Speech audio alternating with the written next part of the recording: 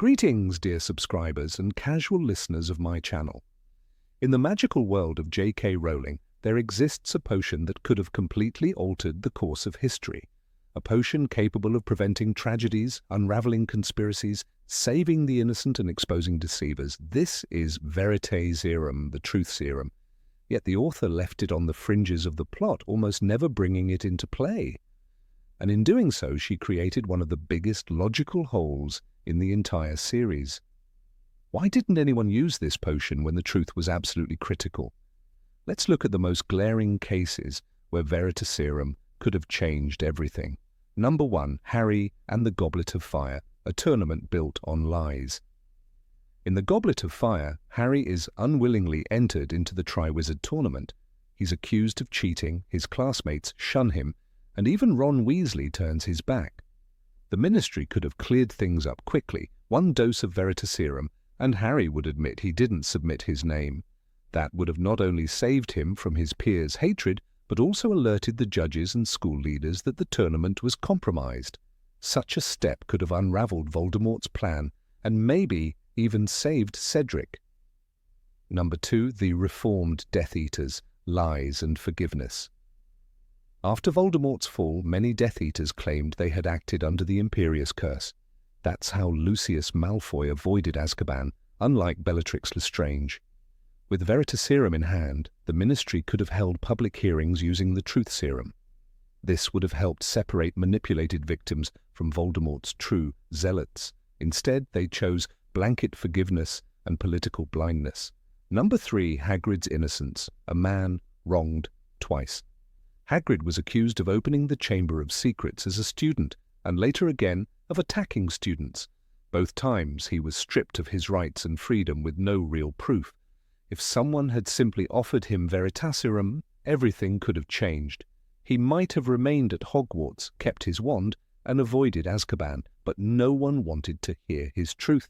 Number 4, Draco Malfoy's intentions, Hogwarts detective blindness. In his 6th year, Harry becomes convinced that Draco is involved in dark dealings, and he's right, but no one believes him. If Hermione had brewed Veritaserum, as she had done with other potions before, and given it to Draco, the truth would have come out.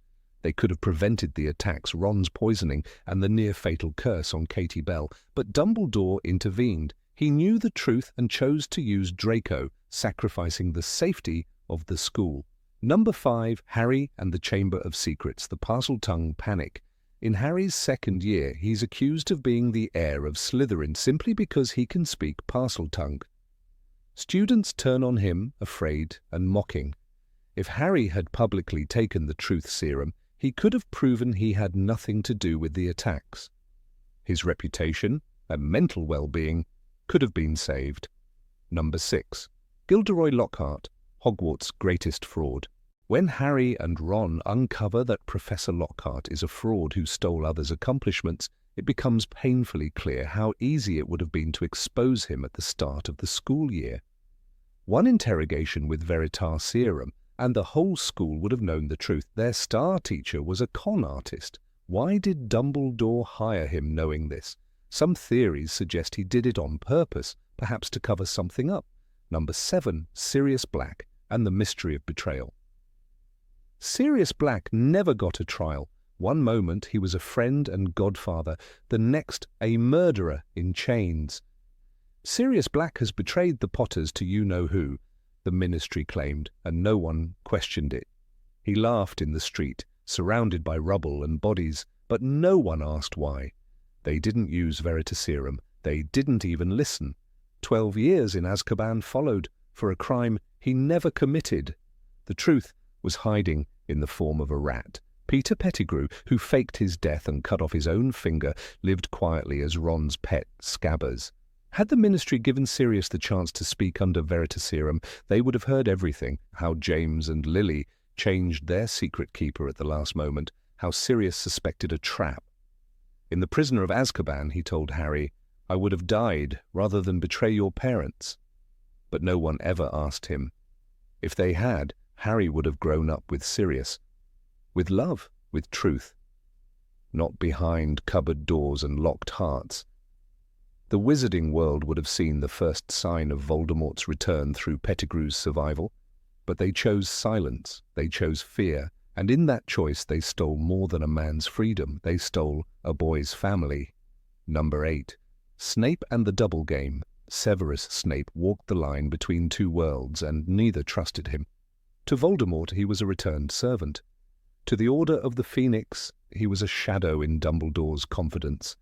They whispered behind his back. Even Sirius Black, never one to hide his opinions, growled, "You don't know where Snape's loyalties lie, you never have." Yet Dumbledore always stood firm. "I trust Severus Snape," he said, quiet, absolute. But trust without proof is a dangerous thing in war. No one ever demanded Veritaserum, perhaps out of respect, perhaps out of fear. Yet, if they had asked Snape, if they had placed the vial before him and said, "Drink and show us what you really are," they might have seen the truth that came too late. His love for Lily Potter, his promise to protect her son, his guilt, his loneliness. They would have seen the night he begged Dumbledore to spare her. The night he switched sides, not for a cause, but for a woman he could never save. That truth might have changed everything. It might have calmed the Order's suspicions, might have convinced Harry to trust the man who risked everything to protect him. And maybe, just maybe, it would have softened the final blow. When Snape lay dying, his memories spilling out like a confession no one had asked for. Veritaserum could have revealed the man behind the sneer long before his blood stained the floor. But no one asked, not until it was far too late. Number 9, Barty Crouch Jr. and Voldemort's True Plans. Barty Crouch Jr. lay bound in Dumbledore's office, his disguise unraveling, the polyjuice potion fading from his face. He had fooled everyone for nearly a year. Pretending to be Alastair Moody, he had turned Hogwarts into a slow-moving trap, guiding Harry step by step to the graveyard where Voldemort waited, and yet, once caught, the Ministry refused to listen. "We must question him," Dumbledore insisted, but Cornelius Fudge was too proud, too frightened. Within hours, Barty was kissed by a Dementor.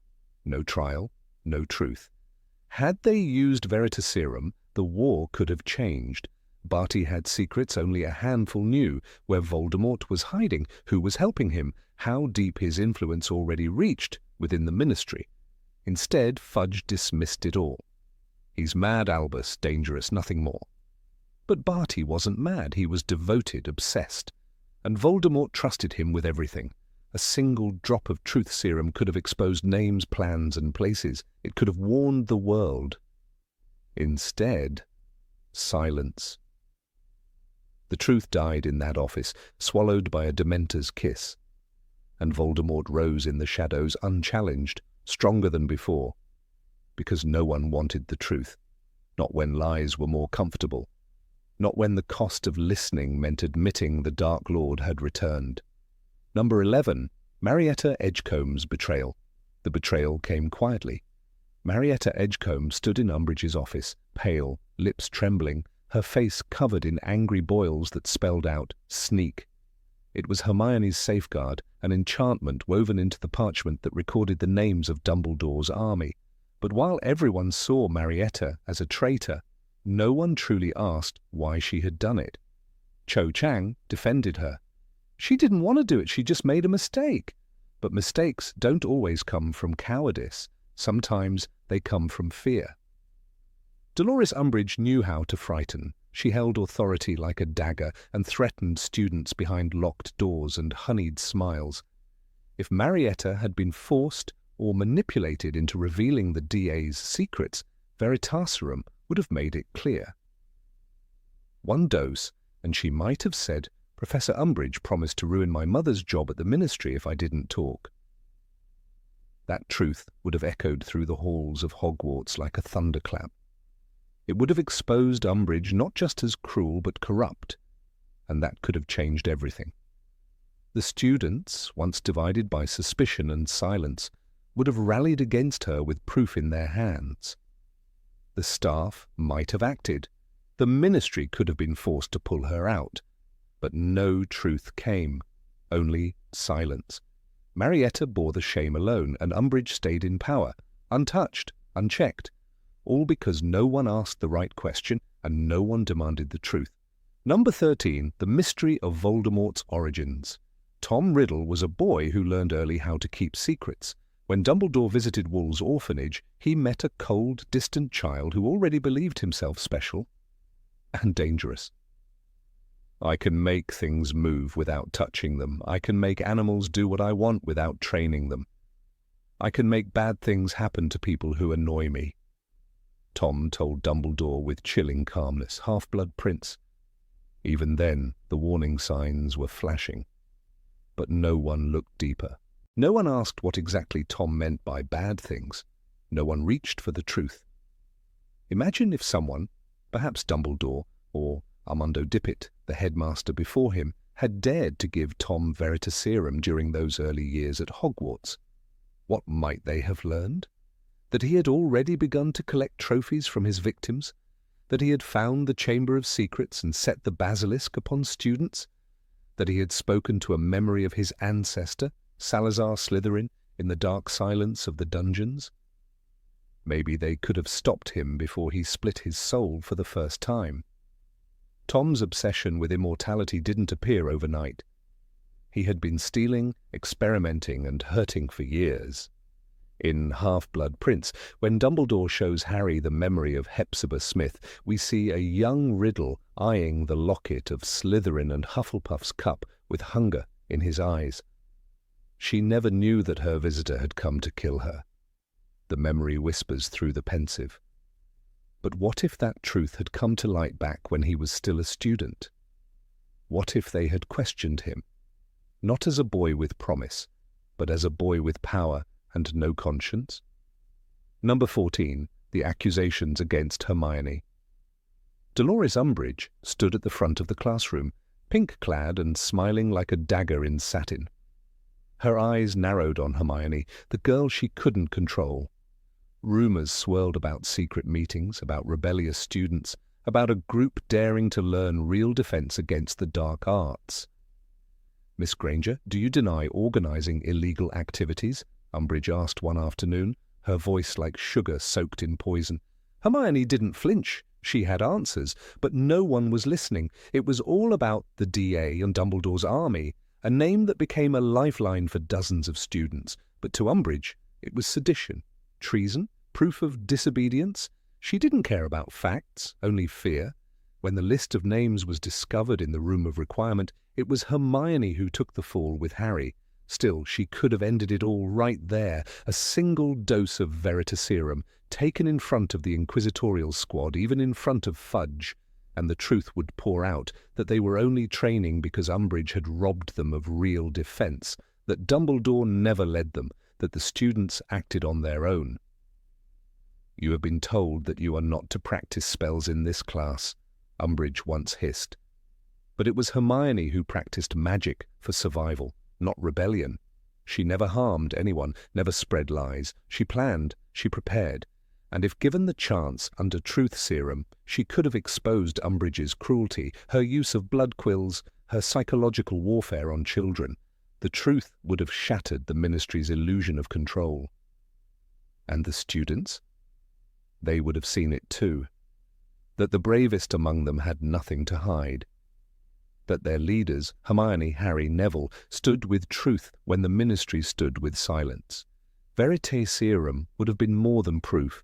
It would have been a weapon against tyranny, against lies, against that smug little smile behind the pink cardigan.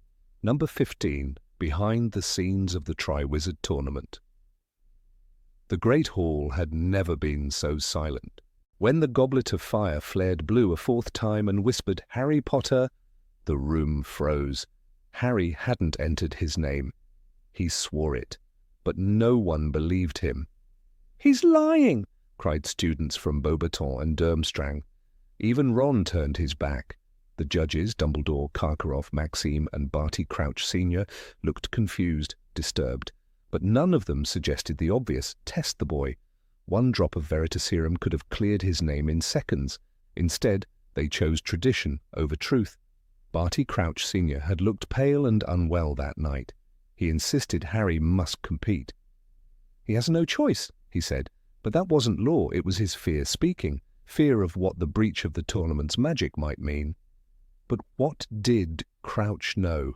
His son, thought dead in Azkaban, was alive and serving Voldemort. If the elder Crouch had been questioned, if someone had forced the truth out of him before his mysterious disappearance, perhaps the web would have unraveled. Perhaps the Ministry could have uncovered the impostor Mad-Eye Moody before it was too late. And then there was Severus Snape, suspicious by nature, fiercely loyal to Dumbledore but forever tangled in the shadows. He was in the castle. He watched Igor Karkaroff's rising fear. He must have noticed Moody's strange behavior. And yet he said nothing. What would Snape have revealed under Veritaserum? Did he suspect something and remain silent as he so often did? Or did he fear compromising his position as Dumbledore's spy? Either way, the truth remained buried, and Harry walked into the graveyard alone. Cedric Diggory died because no one asked the right questions, because the adults trusted in rules instead of trusting in truth. "Take my body back," Cedric said, and Harry did. But he also carried back the weight of a secret war, a dark ritual, and a name the wizarding world feared to speak. And all of it, every scar, every loss, might have been avoided if just one judge had dared to pour a few drops of truth into a cup. Number 16, Pettigrew's transformation. It was one of the most emotionally charged scenes in all of Harry Potter and the Prisoner of Azkaban, and certainly among the most chaotic. The setting, the shrieking shack. The cast, a boy with a scarred destiny, a wrongfully accused godfather, a werewolf professor with a shadowed past, an enemy disguised as a rat, and the boy's best friends standing on the precipice of truths too enormous for their age. What began as an act of revenge ended in the unveiling of one of the most tragic betrayals in the wizarding world. And the moment it all turned was the transformation, Peter Pettigrew returning to human form, shedding the skin of Scabbers the rat.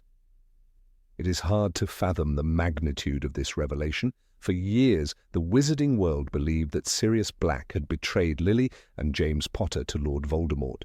For 12 long years, Sirius rotted in Azkaban, haunted by the thought that his best friends were dead and that their son believed him a traitor. But all the while, the true betrayer slept at the foot of Ron Weasley's bed, a common pet, indulged with crumbs and affection, his presence as innocuous as dust. That is, until the moment the truth clawed its way out from the wreckage of assumptions. The brilliance of this moment lies not just in its drama, but in its cruel irony.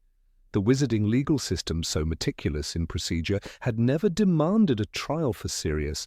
Had they done so, had they even allowed Veritaserum to be administered, the truth would have screamed through the silence. As Remus Lupin bitterly implied, if he had been given a trial, he would have been cleared. And yet, none of that happened.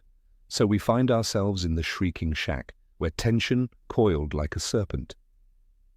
There, Harry Potter stood between two forces he barely understood. Sirius Black, wild-eyed but lucid, demanded vengeance, not just justice. Remus Lupin, as always, tried to bring reason into a room already ablaze with emotion. And Ron and Hermione, loyal and frightened, flanked Harry with hearts pounding. The core of the chaos, however, was Pettigrew. When the truth dawned on Lupin that Peter Pettigrew was the unassuming rat Scabbers, who had not died but had instead orchestrated his own death to implicate Sirius, the weight of 12 years came crashing down. Using the Marauder's map, Lupin had seen the impossible. Peter Pettigrew inside Hogwarts. That map, created by the same 4 friends whose story was now unraveling, served as the silent witness to the greatest betrayal among them. Sirius's words echoed with pain and urgency. "Then you should have died rather than betray your friends as we would have done for you." Pettigrew's transformation is not just physical, it is the unmasking of a lie so grand it warped the lives of everyone in that shack. It reveals a man who was not merely cowardly but cunning, whose entire survival was built on deceit and exploitation of those who had once loved him. The moment the spell is cast, when Pettigrew is forced into his human form, is one of horror. His appearance is as revolting as the truth he carries. Described as having watery eyes, a pointed nose, and a very pale complexion, he does not resemble a man. He resembles a creature that has lived in darkness for too long. His very physicality is a reflection of his moral decay. He trembles, grovels, pleads, yet nothing about him inspires sympathy. For Remus and Sirius, this moment is deeply personal. They had believed for years that one of their own had turned, that their inner circle had collapsed from within. Now, to see Pettigrew alive was to see the collapse confirmed, but with a new villain. Sirius, skeletal and feral, could barely contain his rage. Remus, always the moral compass, must choose between justice and vengeance. They had been boys once, roaming Hogwarts in their animagus forms, laughing under the invisibility cloak, whispering secrets. Now, one of them was dead, one disgraced, one imprisoned, and one, this rat, unmasked. And there stood Harry, the heir of that broken brotherhood, forced to make a choice. He had every reason to let Sirius and Remus kill Pettigrew. No one would have blamed him. Pettigrew had led his parents to their deaths, betrayed them for his own skin, and allowed an innocent man to suffer a fate worse than death. But Harry, so young and already bearing the weight of his parents' loss, chose mercy. He refused to let Pettigrew die, not for Pettigrew's sake, but for his own. "I don't reckon my dad would have wanted his best friends to become killers," he said. That one sentence redefined the moment. It tore the air in that room like lightning. In that instant, Harry inherited more than his father's face. He inherited James Potter's principles. Pettigrew would live. Not because he deserved to, but because the boy, whose life he'd tried to destroy, chose to be better than the darkness that made him. This act of mercy would later be canonized by Dumbledore himself. When one wizard saves another wizard's life, it creates a certain bond between them. This is magic at its deepest, its most impenetrable. Thus, Pettigrew's life became a debt, and this bond, though foul, would eventually come full circle in the Deathly Hallows when Pettigrew hesitated at a crucial moment and died by the hand of his own silver limb. That hesitation, a flicker of shame, was Harry's mercy echoing back from the past. But what if truth had been administered cold and clinical, as it so easily could have been? What if, instead of heated confrontation and unspoken debts, someone had poured Veritaserum down Pettigrew's throat the moment he re-emerged? Everything would have been laid bare. The truth about the Fidelius charm, the betrayal, Voldemort's location, even the identities of Death Eaters still at large. The war might have shifted course entirely. Number 17. Umbridge's true motives. Dolores Jane. Umbridge has, over the years, earned a reputation in the wizarding world as one of the most universally loathed figures in the saga of Harry Potter. Dressed in pastel cardigans, with a voice as sweet as poisoned honey, and a fondness for kittens and ornamental plates, she embodied a sinister paradox, cruelty in the guise of civility. But what truly lay behind her meticulously styled curls and tight-lipped smiles? What inner storm raged beneath the lace cuffs and floral china? Umbridge was more than just a loyal bureaucrat. She was a woman with layers of ambition, resentment, and deep-seated insecurities, traits that, when left unchecked, molded her into a bureaucratic tyrant cloaked in government-issued authority. To begin unwrapping the motivations of Umbridge, we must examine her early role in the Ministry of Magic, where she rose quickly through the Department of Magical Law Enforcement. She displayed early on an obsessive need for structure and control. Her elevation to Senior Undersecretary to Cornelius Fudge marked the beginning of her influential climb. She wasn't merely a cog in the ministry machine, she actively shaped its oppressive mechanisms. When Fudge began fearing Dumbledore as a political rival, Umbridge did more than assist. She became the sword and shield of his paranoia. Her appointment as the defense against the dark arts teacher in Harry's 5th year at Hogwarts was not a mere bureaucratic move, it was strategic. Umbridge was sent not only to control the narrative about Voldemort's return, but also to undermine Dumbledore from within the walls of the school. "The Ministry is interfering at Hogwarts," Hermione warned in Order of the Phoenix, and she was right, but few realized just how personal this interference would become. Umbridge's crusade against Dumbledore wasn't solely about loyalty to Fudge. It was about Dolores herself, and a hunger that had begun to grow long before she stepped into the castle's stone halls. One must not forget the ominous power of bitterness, especially when it has been cultivated over a lifetime. Born to a wizard father and a muggle mother with a squib brother to boot, Umbridge despised anything that reminded her of her impure background. She publicly disowned her muggle heritage and climbed through the ranks of the Ministry by overcompensating, clinging fiercely to pure blood supremacy despite her own mixed lineage. This internal conflict brewed into a venomous hatred toward those who, like Harry, had the audacity to challenge authority and, worse, to be believed by others. When Umbridge arrived at Hogwarts, she didn't behave like a guest. She acted as though she were claiming territory. Her policies were not random acts of discipline. Each decree was a calculated move to suffocate dissent and consolidate power. Educational Decree No. 23, which allowed the High Inquisitor to inspect and dismiss teachers, was her way of crippling Dumbledore's faculty, especially those loyal to him, like Professor Trelawney and Hagrid.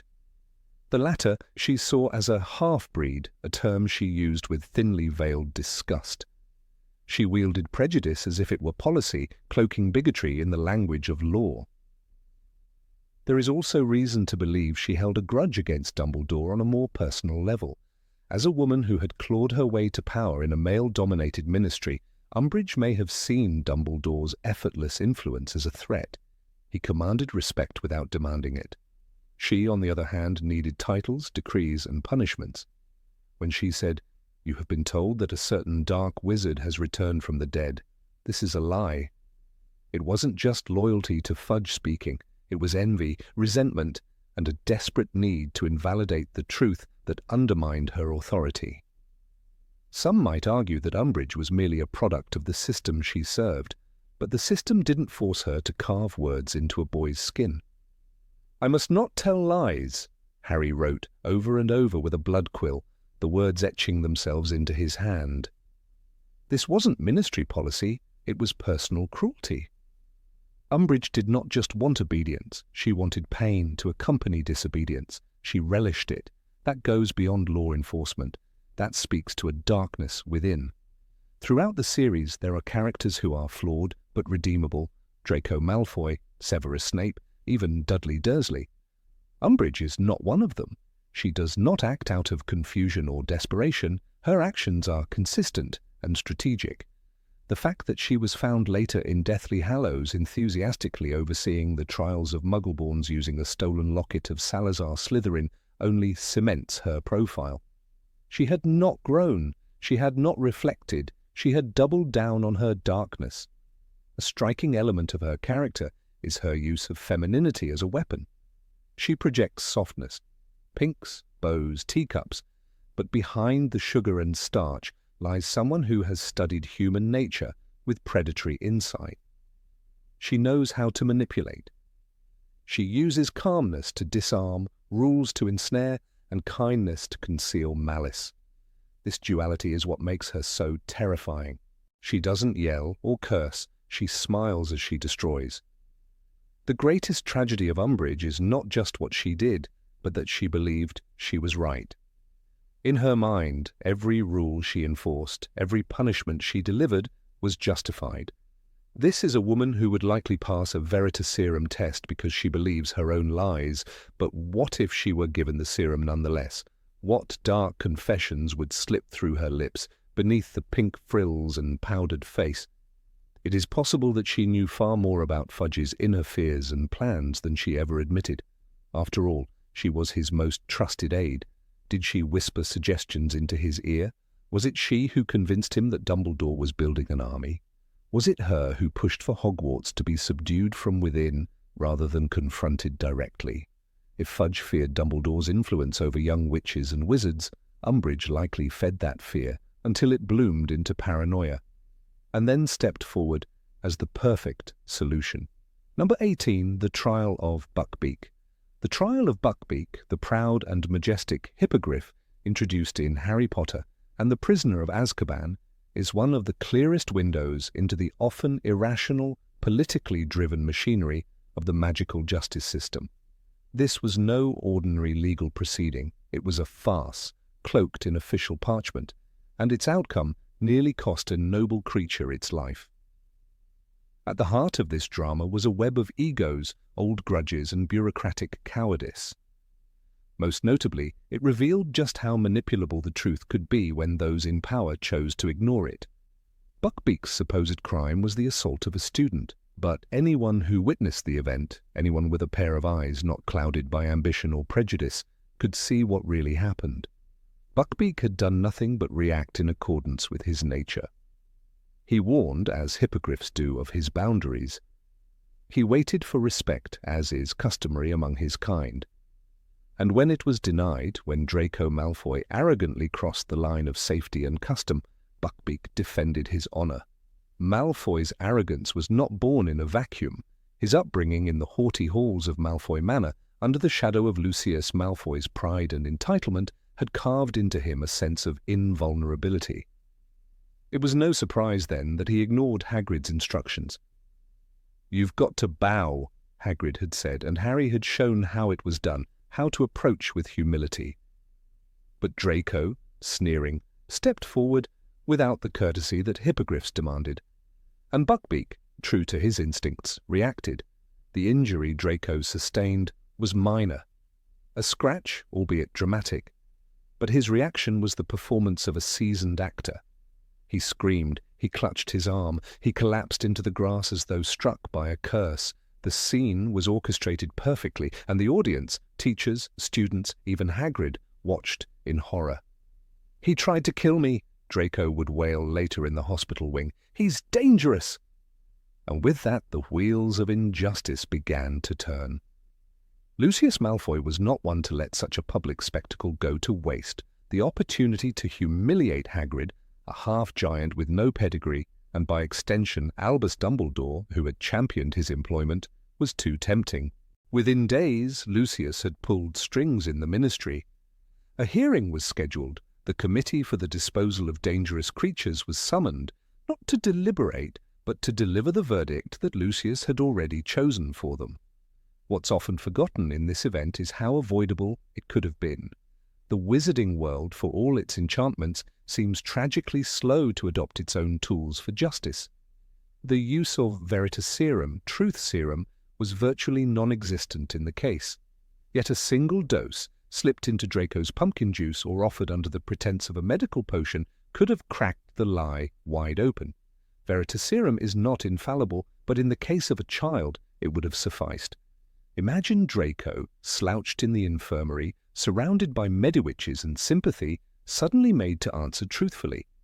He would have had no choice but to admit that he'd insulted the hippogriff, that he had ignored every warning, that he had exaggerated the injury to gain favour and pity, and perhaps even to get Hagrid fired. It was a plot, not a grand one, but cruel enough to have real consequences. The ministry's refusal to entertain such a simple solution was not due to a lack of resources, but a surplus of politics. Using Veritaserum might have cleared Buckbeak, yes, but it would have embarrassed the Malfoys, and that, for the officials involved, was an unacceptable cost. "We must be seen to act," said one of the committee members, according to Hagrid, "especially with children involved." That statement, cloaked in moral righteousness, was nothing more than fear dressed in velvet.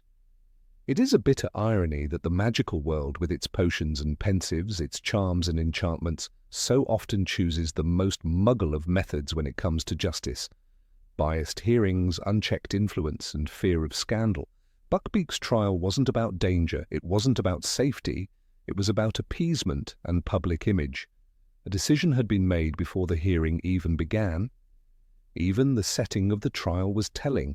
It was held not in a courtroom, but on the grounds of Hogwarts, under the watchful eyes of a committee whose loyalties were already bought. Dumbledore was present, yes, but his role was limited. He had no power to intervene. The committee did not wish to hear from students like Harry or Hermione who had witnessed the event. They did not request Hagrid's testimony under truth spells. They listened, nodded, and prepared their axes. Harry, Hermione, and Ron, though young, understood the injustice in a way that many adults seemed incapable of grasping. Their belief in Buckbeak's innocence wasn't just youthful idealism, it was grounded in what they had seen with their own eyes. But their voices, like Hagrid's, were drowned out by politics. "You wait," Hagrid had said, his voice cracking. "They've already decided. It's all a show." Indeed, the ministry saved no parchment in sending down its official notice of execution. The date was set. The executioner, McNair, a sinister figure with ties to the dark arts, was dispatched. He arrived not as a servant of justice, but as a butcher. "They just want to be seen doing something," Hermione whispered one night in the common room, "even if it's wrong." And she was right. What makes the injustice all the more haunting is how close it came to succeeding. Were it not for the time-turner, for Hermione's intellect and Harry's courage, Buckbeak would have died beneath the blade of a man who killed creatures for pleasure. Their rescue of Buckbeak, secret, risky, and desperate, was not merely an act of friendship. It was an act of rebellion against a system that had failed. Number 19. The Secret of Rita Skeeter. There was always something oddly metallic about the way Rita Skeeter smiled, like a snap of polished jaws ready to bite. With her jeweled quill, her acid green robes, and her habit of appearing where she shouldn't, she quickly became one of the most feared names in the wizarding world. Not respected, feared. Because behind that smile, behind the heavy glasses and the carnivorous headlines, lay secrets. Secrets not just of her victims, but of herself. Rita Skeeter's career was built not merely on words, but on the way she bent them to her will. Her articles didn't just report events, they weaponized them. She was a master of innuendo, a virtuoso of twisted facts. When the Triwizard tournament took place at Hogwarts, she didn't just cover it, she turned it into a theatre of scandal. Harry Potter's secret heartache screamed one headline. In another, Dumbledore's dangerous delusions. She cast doubt on a man the wizarding world revered. And yet, even as her words shook reputations, Rita herself remained oddly untouched. What few knew, until Hermione Granger tore the veil from her eyes, was that Rita Skeeter was not just a journalist, she was an illegal animagus. Transfiguring herself into a beetle, she could perch unnoticed on window panes, settle inside vases, scuttle beneath chairs. She heard secrets not meant for her ears. She turned whispers into front-page scandals.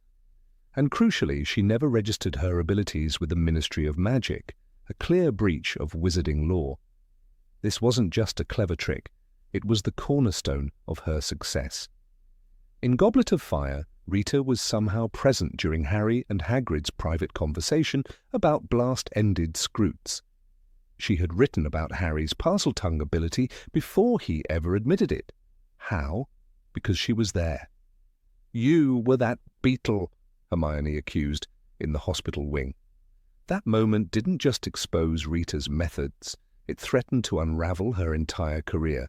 Hermione, ever vigilant, trapped Rita inside a magically enchanted jar. For weeks, Skeeter was powerless, humiliated, and contained. Literally, it was a symbolically perfect punishment. The woman who once imprisoned others in her words was now herself imprisoned, but Hermione's decision not to report Rita to the authorities was both strategic and compassionate. She gave Rita a choice, behave or be exposed. However, the question lingers, why didn't Hermione press harder? Why not use Veritaserum, the most effective truth serum in the wizarding world, to extract the full extent of Rita's secrets? After all, what Skeeter knew she hoarded. Imagine the avalanche of confessions that could have followed. Not only would her animagus secret have been legally addressed, but her network of informants might have come to light. Rita's article about Bathilda Bagshot, printed in The Life and Lies of Albus Dumbledore, was not merely a hit piece, it was a precision strike. The accusations, half-truths, and outright lies had been gathered in a way that suggests more than journalistic enterprise. Bathilda, ancient and senile, had no way to consent to any interview. Skeeter used her condition, twisted her history, and paraded it as truth. "They say Dumbledore dabbled in the dark arts in his youth," the book declared. Who were they? The venom in those pages was too personal, too targeted. It felt funded. One must ask, who stood to gain from Dumbledore's fall? Who, within the wizarding world, would bankroll such a vicious publication? Skeeter never worked for free, and the Daily Prophet was not her only outlet. Her unauthorized biography appeared under the logo of a private publisher, one who stood to benefit from controversy. Skeeter's attacks on Dumbledore coincided almost perfectly with the Ministry's smear campaign against Harry during his 5th year.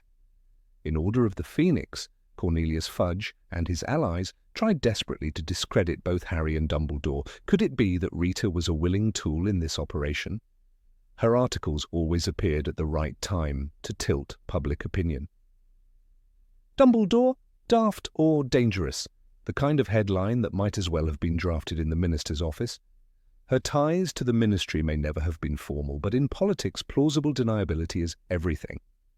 If someone like Fudge had quietly offered her protection or funding in exchange for strategic slander, it would have been a devil's bargain, one she likely accepted with glee.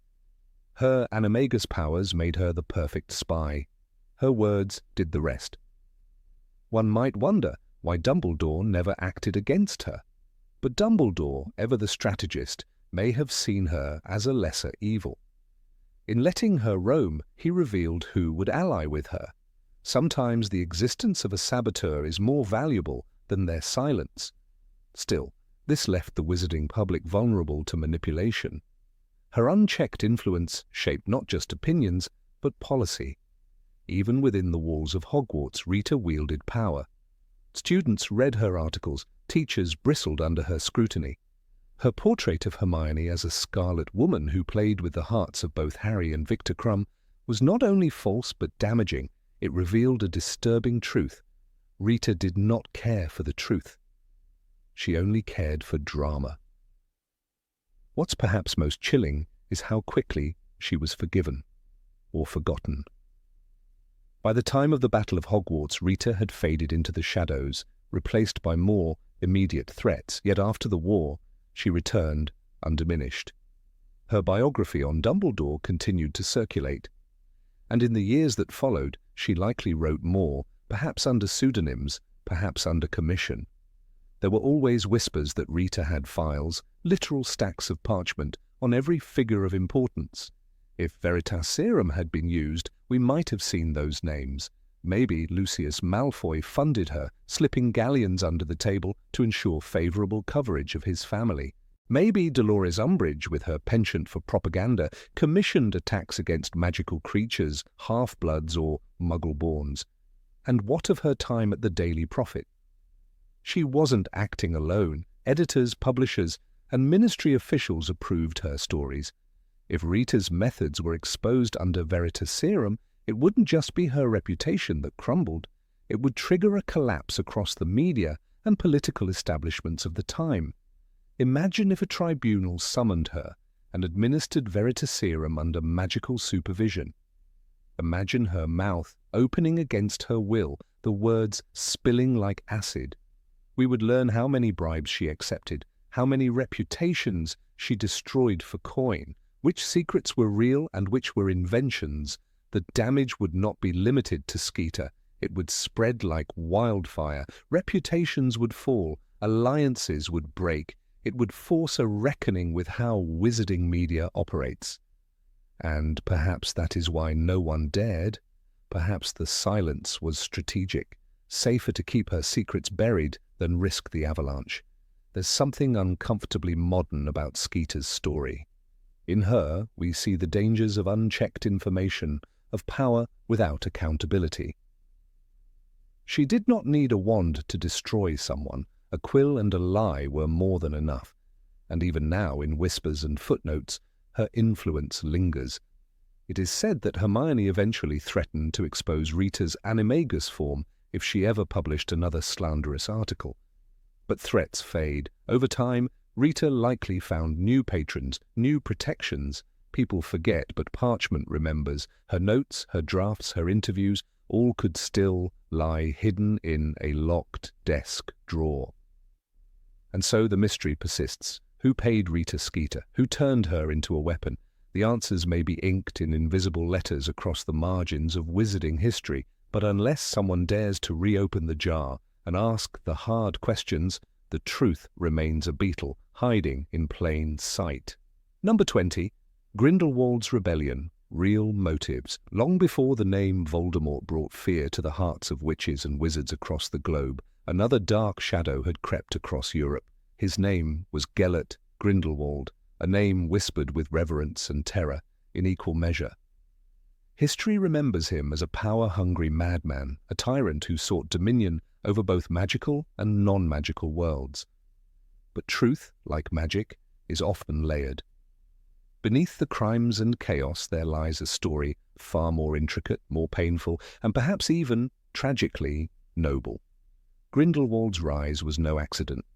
Born in the early 1880s, he was a prodigious student at Durmstrang Institute, renowned for its emphasis on the dark arts. Even at school, Gellert exhibited an unmatched intellect and a dangerous charisma. Expelled before completing his education for conducting twisted experiments, Grindelwald was already feared by peers and professors alike. But his ambitions were not rooted in mere cruelty, not then. What he sought was transformation, not destruction. He believed that the wizarding world was shackled, constrained by the statute of secrecy, forced to live in fear of muggles. In the summer of 1899, a fateful meeting would alter both his destiny and that of the entire wizarding world. In Godric's Hollow, he met Albus Dumbledore. They were both 17, bright, disillusioned, and hungry for change. Their bond was instant and profound. "You cannot imagine how his ideas caught me, Harry," inflamed me. "Muggles forced into subservience, we wizards triumphant," Dumbledore would later admit with remorse. Their shared dream was encapsulated in 5 simple words, "for the greater good." But what did that phrase truly mean? To Gellert, it was more than a slogan. It was a doctrine. He believed that wizards had a duty, a sacred responsibility, to guide, even rule, the non-magical world. His manifesto, the vision of the greater good, circulated in shadowy magical circles, argued not for destruction, but for leadership. "We are not conquerors," he wrote, "but shepherds. The Muggle world stands on the edge of self-destruction. It is our gift, our burden, to lead them." It is easy to dismiss these words as manipulative rhetoric. After all, Grindelwald's later crimes were horrific. Yet to understand his motives, one must examine not the war, but the man behind it. His friendship with Dumbledore and the duel that ended it remains one of the most tragic stories in magical history. Ariana Dumbledore's death in the crossfire of a 3-way duel between Gellert, Albus and Aberforth shattered their alliance. It also cast doubt on Grindelwald's morality. But what if it had the opposite effect on him? Following Ariana's death, Grindelwald fled Britain and began his campaign across continental Europe. His armies grew in strength, as did his vision. But something curious marked his rule. He never set foot in Britain again. He avoided facing Dumbledore, even at the height of his power. Many assumed cowardice, but there may have been something else: regret. An unspoken guilt over the role he played in the death of someone Albus loved. During his reign, Grindelwald conquered territories with remarkable precision, yet avoided wholesale slaughter. Unlike Voldemort, he did not rely on terror for its own sake. Instead, he built alliances with disillusioned magical communities, offered reforms to magical laws, and provided sanctuary to those persecuted by Muggle regimes. In many parts of Eastern Europe, older witches and wizards still speak of the Grindelwald years with complex memories. Fear, yes, but also a strange sense of order and hope. In 1926, he infiltrated the American wizarding government under the guise of Percival Graves, a high-ranking Auror. There, he encountered Credence Barebone, an Obscurial. Grindelwald's interest in Credence was not purely strategic. Credence represented the consequences of magical repression. The boy had been abused by his adoptive Muggle mother, his magic stifled until it turned inward and destructive. Gellert's words to Credence revealed more than manipulation. Your name is not Credence. You are not a freak. You are a miracle. He saw in Credence the broken product of a society that feared its own kind, and perhaps he saw in the boy a mirror of his own youth. But even Grindelwald's most poetic rhetoric could not mask the brutalities of war. By the late 1930s, his regime had turned violent. The wizarding world was splitting at the seams. His fortress, Nurmengard, rose as both a stronghold and a symbol. Upon its gate was carved the same phrase he and Albus once cherished, for the greater good. Irony or homage? We may never know. The duel between Dumbledore and Grindelwald, which took place in 1945, ended with Gellert's defeat and imprisonment, but the details remain shrouded. Dumbledore rarely spoke of it. What was said between the two men in that final confrontation? Did Grindelwald beg for forgiveness? Did he, in those last moments, try to explain his purpose? One fact remains indisputable. After his capture, he never tried to escape. Even during Voldemort's rise, Grindelwald, alone in Nurmengard, remained silent. Voldemort sought him out in 1998, hungry for the Elder Wand, believing the wand's allegiance still lay with its last true master. But Grindelwald refused to help him. "Kill me then," he told Voldemort. "You will not win. You cannot win. That wand will never, ever be yours." These were not the words of a broken man. They were defiant, almost protective.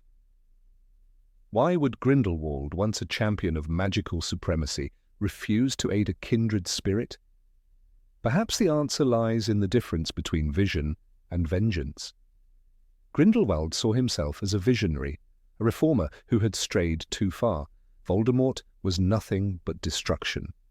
In denying him, Grindelwald may have performed his final act of redemption. For decades, historians debated his motives. Some, like Bathilda Bagshot, believed he was sincere in his ideals, however flawed. Others argued he was simply a brilliant manipulator. But neither side can ignore the emotional weight of his final stand against Voldemort. It was not fear, it was conscience.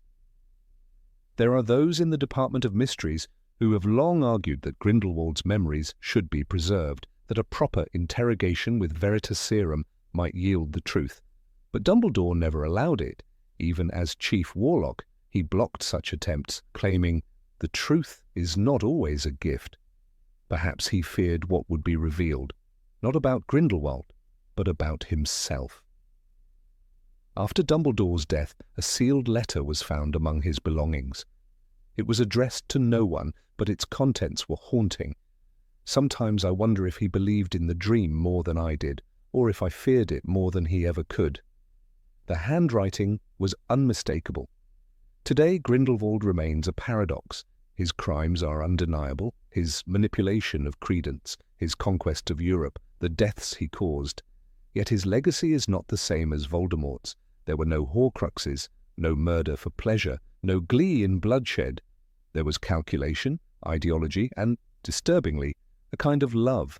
Love for power, yes, but also love for Dumbledore, and maybe even, in his own twisted way, love for the wizarding world.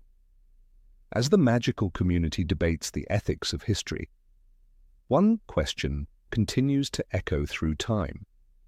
What if Grindelwald had been stopped earlier? Or, more dangerously, what if he had succeeded? Would the world have been worse, or simply different? Perhaps the more frightening truth is that Grindelwald was not a monster from the start. He was a young man with a dream, and dreams, once corrupted, make the most dangerous enemies of all. It is not easy to look at a tyrant and see a visionary. But in doing so, we are forced to confront the uncomfortable truth. that evil does not always come wrapped in madness. Sometimes it is born from love, ambition, and a refusal to accept the world as it is. Grindelwald's story reminds us that the line between savior and oppressor is not always where we think it is. It is not written in blood, but in intention, for the greater good. The words still echo in the halls of Nurmengard, long after its master's voice has faded. A promise, a curse, a question, one we are still too afraid to answer. Number 21, the Gaunt family enigma. It begins with a ring, a modest black stone set in ancient gold, worn by time and hate. This unassuming artifact, passed down through centuries, once rested on the gnarled hand of Marvolo Gaunt, the last known heir to the House of Slytherin. From this artifact spirals a bloodline soaked in madness, obscurity, and eventually unspeakable darkness. The Gaunt family, clinging to the rotted roots of pure blood supremacy, embodied the fall of an ancient legacy and the twisted seed from which Lord Voldemort would grow. Marvolo Gaunt lived in a decrepit shack on the edge of Little Hangleton, a place so consumed by decay that even rats seemed reluctant to stay. Yet he spoke with the pride of a man seated on a throne. His claim, that his family carried the blood of Salazar Slytherin himself. His proof? A locket bearing the serpentine crest of Slytherin, and the ring later revealed as the Resurrection Stone, one of the Deathly Hallows. But these objects, meant to symbolize legacy and power, became no more than props in a crumbling theatre of delusion. Marvolo's children, Morphin and Merope, were born into this ruin. Morphin, like his father, displayed the same obsession with blood purity and a violent disdain for muggles. He spoke in Parseltongue and hexed passers-by for sport. In a courtroom memory preserved in the Pensieve, Morphin is shown gleefully recounting how he cursed a muggle man merely for walking near their house. He was talking to her, wasn't he? A filthy muggle talking to my sister? I hexed him good and proper, he said, with a twisted grin. His words were laced not just with madness, but with centuries of inherited contempt. Merope, in contrast, was a ghost in her own home. Downtrodden, shivering, and silenced by fear, she bore the brunt of her family's wrath. Marvolo considered her a squib, a disgrace. He never once imagined that this broken girl could bear a child who would rise to reshape the wizarding world. But pain has a way of distilling itself into something sharper. Her silence was not weakness, it was the kindling of catastrophe. Merope's infatuation with Tom Riddle Sr., a handsome muggle who lived nearby, was the first act in a tragedy that would unfold over generations. Obsessed with him, and perhaps desperate to escape the prison of her lineage, Merope used a love potion, likely Amatentia, to bind him to her. There was no love in their union, only illusion and manipulation. When she stopped dosing him, hoping he would stay of his own will, he fled. She was left penniless and pregnant, a ghost once more. Had there been Veritaserum, if it had been used on Morphin, the world might have known the truth sooner. Morphin confessed to the murder of Tom Riddle Sr. and his parents, but his confession was built on false memories implanted by his nephew, Tom Marvolo Riddle. The truth, known only to a few, is that Voldemort himself murdered his muggle father and grandparents. He used Morphin's wand, ensuring that suspicion fell on the already marginalized outcast. In a pensive memory, Dumbledore saw Morphin rotting in Azkaban, muttering about the boy with my ring, never realizing he had been robbed not only of his wand, but of his own reality. Marvolo, imprisoned for assaulting ministry officials, died shortly after his release, never knowing that his grandson would twist the Gaunt legacy into a weapon. Merope died, giving birth to Tom Marvolo Riddle in a muggle orphanage on New Year's Eve. Her final act, a name, a connection, a link between two worlds. She named her son after the man who had abandoned her and her father who had tormented her. That name would one day become an anagram, a mask. I am Lord Voldemort. There is little doubt among magical historians that if Merope had lived longer, the wizarding world might have been spared the rise of the Dark Lord. But history rarely grants such kindness. The child grew up in an orphanage, a boy with no love, no family, only questions and rage. He discovered his powers early, tormenting other children, collecting trophies, commanding snakes. When Dumbledore visited the orphanage, the matron said, "He scares the other children. You see, he's a funny boy. He can make things happen, things he can't explain." The ring, stolen from Morphin, became Voldemort's first known Horcrux. He killed his father with it, sealing a fragment of his soul inside the symbol of his bloodline. The act was more than murder. It was erasure, a rejection of his Muggle heritage. Tom Riddle Sr. had abandoned his mother. Now his son would erase him from history. The body was buried, the house emptied, and the truth buried deeper still. And yet the Gaunt name lingers like a curse. The Ministry files remain sparse. Very few dared to examine the full implications of Merup's potion-fueled relationship with Tom Riddle Sr. Some speculate that if she had survived, she would have faced imprisonment for magical coercion. Others argue that she was a victim, driven by desperation and isolation. But the facts, as painful as they are, suggest a darker truth. The conception of Lord Voldemort was not a union of love, but a product of illusion and abandonment. Had there been a chance to interrogate Merope using legilimency or Veritaserum, the magical world might have gained insights into her motives and perhaps into the first spark of darkness in her son. What kind of fear, what kind of emptiness drives a woman to enchant another's heart?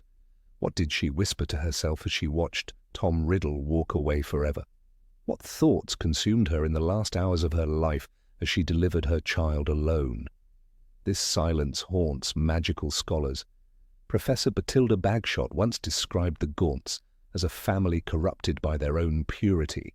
Their obsession with lineage, their descent into madness, and their blind hatred of Muggles created the perfect storm.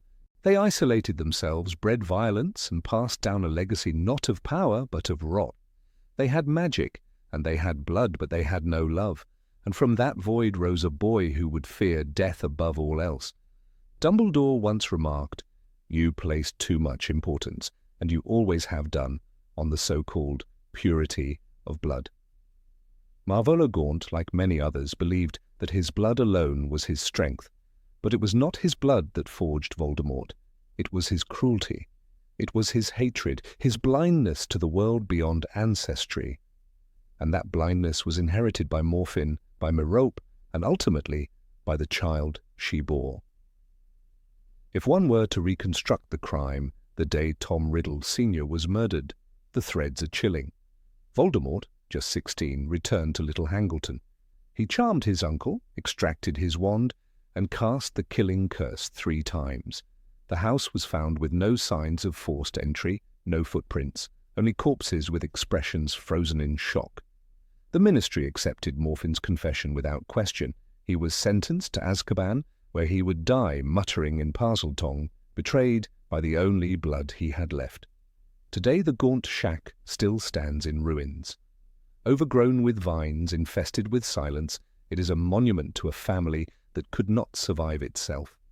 The ring and the locket, once symbols of heritage, now reside in Hogwarts, stripped of their curses, encased in glass, reminders of what magic becomes when wielded without love. But the real relic is the story itself. The story of a bloodline that died the moment it gave birth to Voldemort. What remains is not a warning about dark magic. It is not about Horcruxes or love potions or resurrection stones. It is about how history repeats when trauma is passed, like inheritance. The Gaunts were heirs to power, but they inherited madness.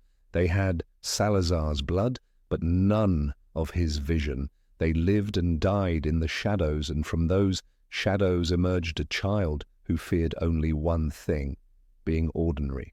Number 22, Nagini, human or serpent, she slithered through the shadows of the Second Wizarding War as one of Lord Voldemort's most terrifying allies, a monstrous snake, eerily intelligent, unnaturally loyal.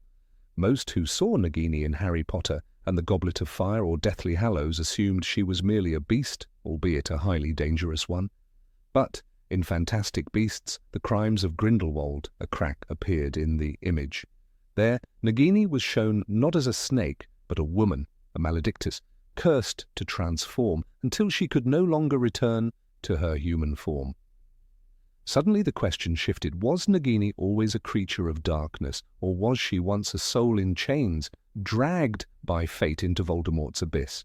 In The Crimes of Grindelwald, we are introduced to the Maledictus, a witch named Nagini, portrayed by Claudia Kim. She is a tragic figure, cursed with a blood malediction that slowly turns her into a beast forever. Her relationship with Credence Barebone is delicate, almost maternal, filled with sorrow and empathy. She protects him, and he trusts her. This image starkly contrasts with the Nagini of Deathly Hallows, who murders Charity Burbage and waits like a coiled executioner beside her master. How does such a woman, once so gentle, become a killer curled at Voldemort's feet? To understand that, one must look at the nature of the Maledictus curse. Unlike an animagus transformation, which is controlled and voluntary, the Maledictus condition is inherited and irreversible. It is not a gift, but a slow death of self. Nagini knew her fate, that one day she would no longer speak, no longer dream, no longer remember her name. The tragedy is not in the transformation, but in the knowledge that it cannot be stopped. She is a ticking clock, counting down to erasure. When Voldemort found Nagini, she was already a snake. There are no canonical records of how they met, but Dumbledore once described her as having a strangely close bond with the Dark Lord. She became his companion, his protector, and eventually his Horcrux. This final act sealed her fate. She was no longer simply a cursed woman in a snake's body. She was now a vessel of the darkest kind of magic, imbued with a fragment of a soul that wasn't hers. But how willing was she in that moment? Did she choose this path, or was she chosen? The making of a Horcrux requires murder and a specific incantation. This is not something that can be done to a person without their body being used as an object. In Deathly Hallows, Hermione explains, to make a Horcrux you have to kill someone. You split your soul and encase the torn part in an object. Nagini by then was not an object. She was alive, perhaps conscious, perhaps trapped. Yet Voldemort used her nonetheless. This suggests a horrific possibility. Either she had lost all free will, or she allowed it to happen. In Goblet of Fire, we see Nagini glide through the Riddle House and communicate with Voldemort.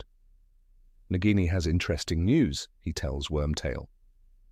She is not an animal here, but a spy. She understands language, nuance, motive. Later, in Deathly Hallows, she attacks Arthur Weasley and is used as bait to lure Harry. These are not the instincts of a mindless beast. They are the strategies of an accomplice. But is she complicit or coerced? Some theorize that Voldemort used the Imperious Curse on Nagini, ensuring loyalty through magical compulsion. Yet there is no mention of this in the books. On the contrary, Voldemort appears to trust her. He lets her roam freely, knowing she will return. He even protects her with the enchanted cage of Bathilda Bagshot's corpse, a grotesque display of both reverence and terror. My Nagini, he calls her in Deathly Hallows, with a possessiveness that chills the blood. This phrase suggests more than a tool. It implies ownership, intimacy, control. The question of freedom lingers like smoke. Could Nagini have left if she wanted to? Did she try? If one were to administer Veritaserum, the truth potion, what would she say? Would she confess to hatred, to fear, to love? Or would she say nothing at all because her human voice was already gone? If she had cried for help, no one would have heard. There is something eerily symbolic in Nagini's fate. She begins as a human woman, slowly morphs into a beast, and ends as a Horcrux, the literal embodiment of someone else's soul. Step by step, her own identity is stripped away. The woman Credence knew, the one who once reached out with a trembling hand, disappears beneath the coils of a serpent. This is not a tale of villainy, but of erasure. Nagini's transformation mirrors Voldemort's own descent. He too began as a boy, broken and brilliant. But where Tom Riddle chose to shed his humanity, Nagini fought to keep hers until she could no longer hold it. That is the true tragedy. She did not rise to power. She was dragged behind it. A woman who once fought to save a boy lost her battle against the curse and became a symbol of fear. Her final act is death at the hands of Neville Longbottom, a swing of the sword of Gryffindor that severs her head and destroys the last Horcrux. It is a moment of triumph, but also mercy. The blade that ends her existence may have also freed what remained of her soul. Did she know it would come to this? Did she long for it? As the blade fell, did she remember the circus, the audience that gawked at her transformation, and the boy she tried to protect? Nagini's past with the wizarding circus is not just backdrop, it is trauma. She was paraded as a spectacle, a monster, a freak. Her humanity was never fully recognized, not by those who watched, nor by those who bought tickets to see her lose herself. Credence saw her as more, but even he could not stop what was coming. In Voldemort, Nagini may have found someone who did not gawk, but he did something far worse. He used her. We often see Voldemort as the ultimate manipulator, able to twist loyalty from people through fear and false promises. Bellatrix Lestrange followed him with fanatical devotion, but Nagini's bond was different. It was not born of ideology, it was a bond of utility, of shared destruction. Perhaps in her final snake form, Nagini had no memory of Credence, no memory of herself. Perhaps she truly was just a snake. But if even the smallest flicker of her mind remained, the tragedy deepens. She was conscious, caged in a form not her own. Voldemort's obsession with immortality cost countless lives, but Nagini's may be the most symbolic. He sacrificed her soul, literally, to guard his own. He saw her not as a person, not even as an ally, but as a container, a jar, a vault, and she bore it silently. In Deathly Hallows, she watches silently as Voldemort slaughters his enemies. She does not flinch, but maybe she cannot. And so we are left to ask, was Nagini evil, or was she a victim of it? If she had lived, would she have turned against him? Could she have helped the Order once freed from the curse? The books offer no answer. They only offer her corpse, limp on the floor, and a battle that ends without her voice. There is something horrifying in the notion that Nagini never had a choice, that she, like so many in Voldemort's inner circle, was bound not by loyalty, but by fate. The difference is that her fate was written in blood before she ever met him. The maledictus curse did not just turn her into a snake, it marked her for tragedy. She was doomed before she was ever born. In the end, Nagini is not the monster we thought. She is not Bellatrix, who chose cruelty. She is not Barty Crouch Jr., who chose deception. She is not even Draco, who chose fear. She is what happens when choice is stripped away. Her story is a warning, not just of magic's power, but of its cruelty. She is the silent scream beneath Voldemort's rise, the slither in the dark that once had a heart. And so we return to the question, was Nagini a woman or a snake? The answer, tragically, is both, and neither. She was a human soul trapped in a decaying form until that soul faded and only the beast remained. If we are to understand her, we must see not the fangs, but the silence, not the scales, but the scars. She was not evil, she was erased, and that, perhaps, is the cruelest spell of all. Number 23, Percy Weasley's plans. Percy Ignatius Weasley was never the loudest of the Weasleys, nor the most beloved, nor the most daring. Yet he stood out in a family of vivid personalities. From the very beginning, Percy presented himself as the golden child in pursuit of excellence. He wore his prefect badge like armor, wielded rules like a wand, and believed in the sanctity of authority, almost as if it were a form of magic itself. In the cheerful chaos of the burrow, Percy's polished shoes and straight spine seemed out of place.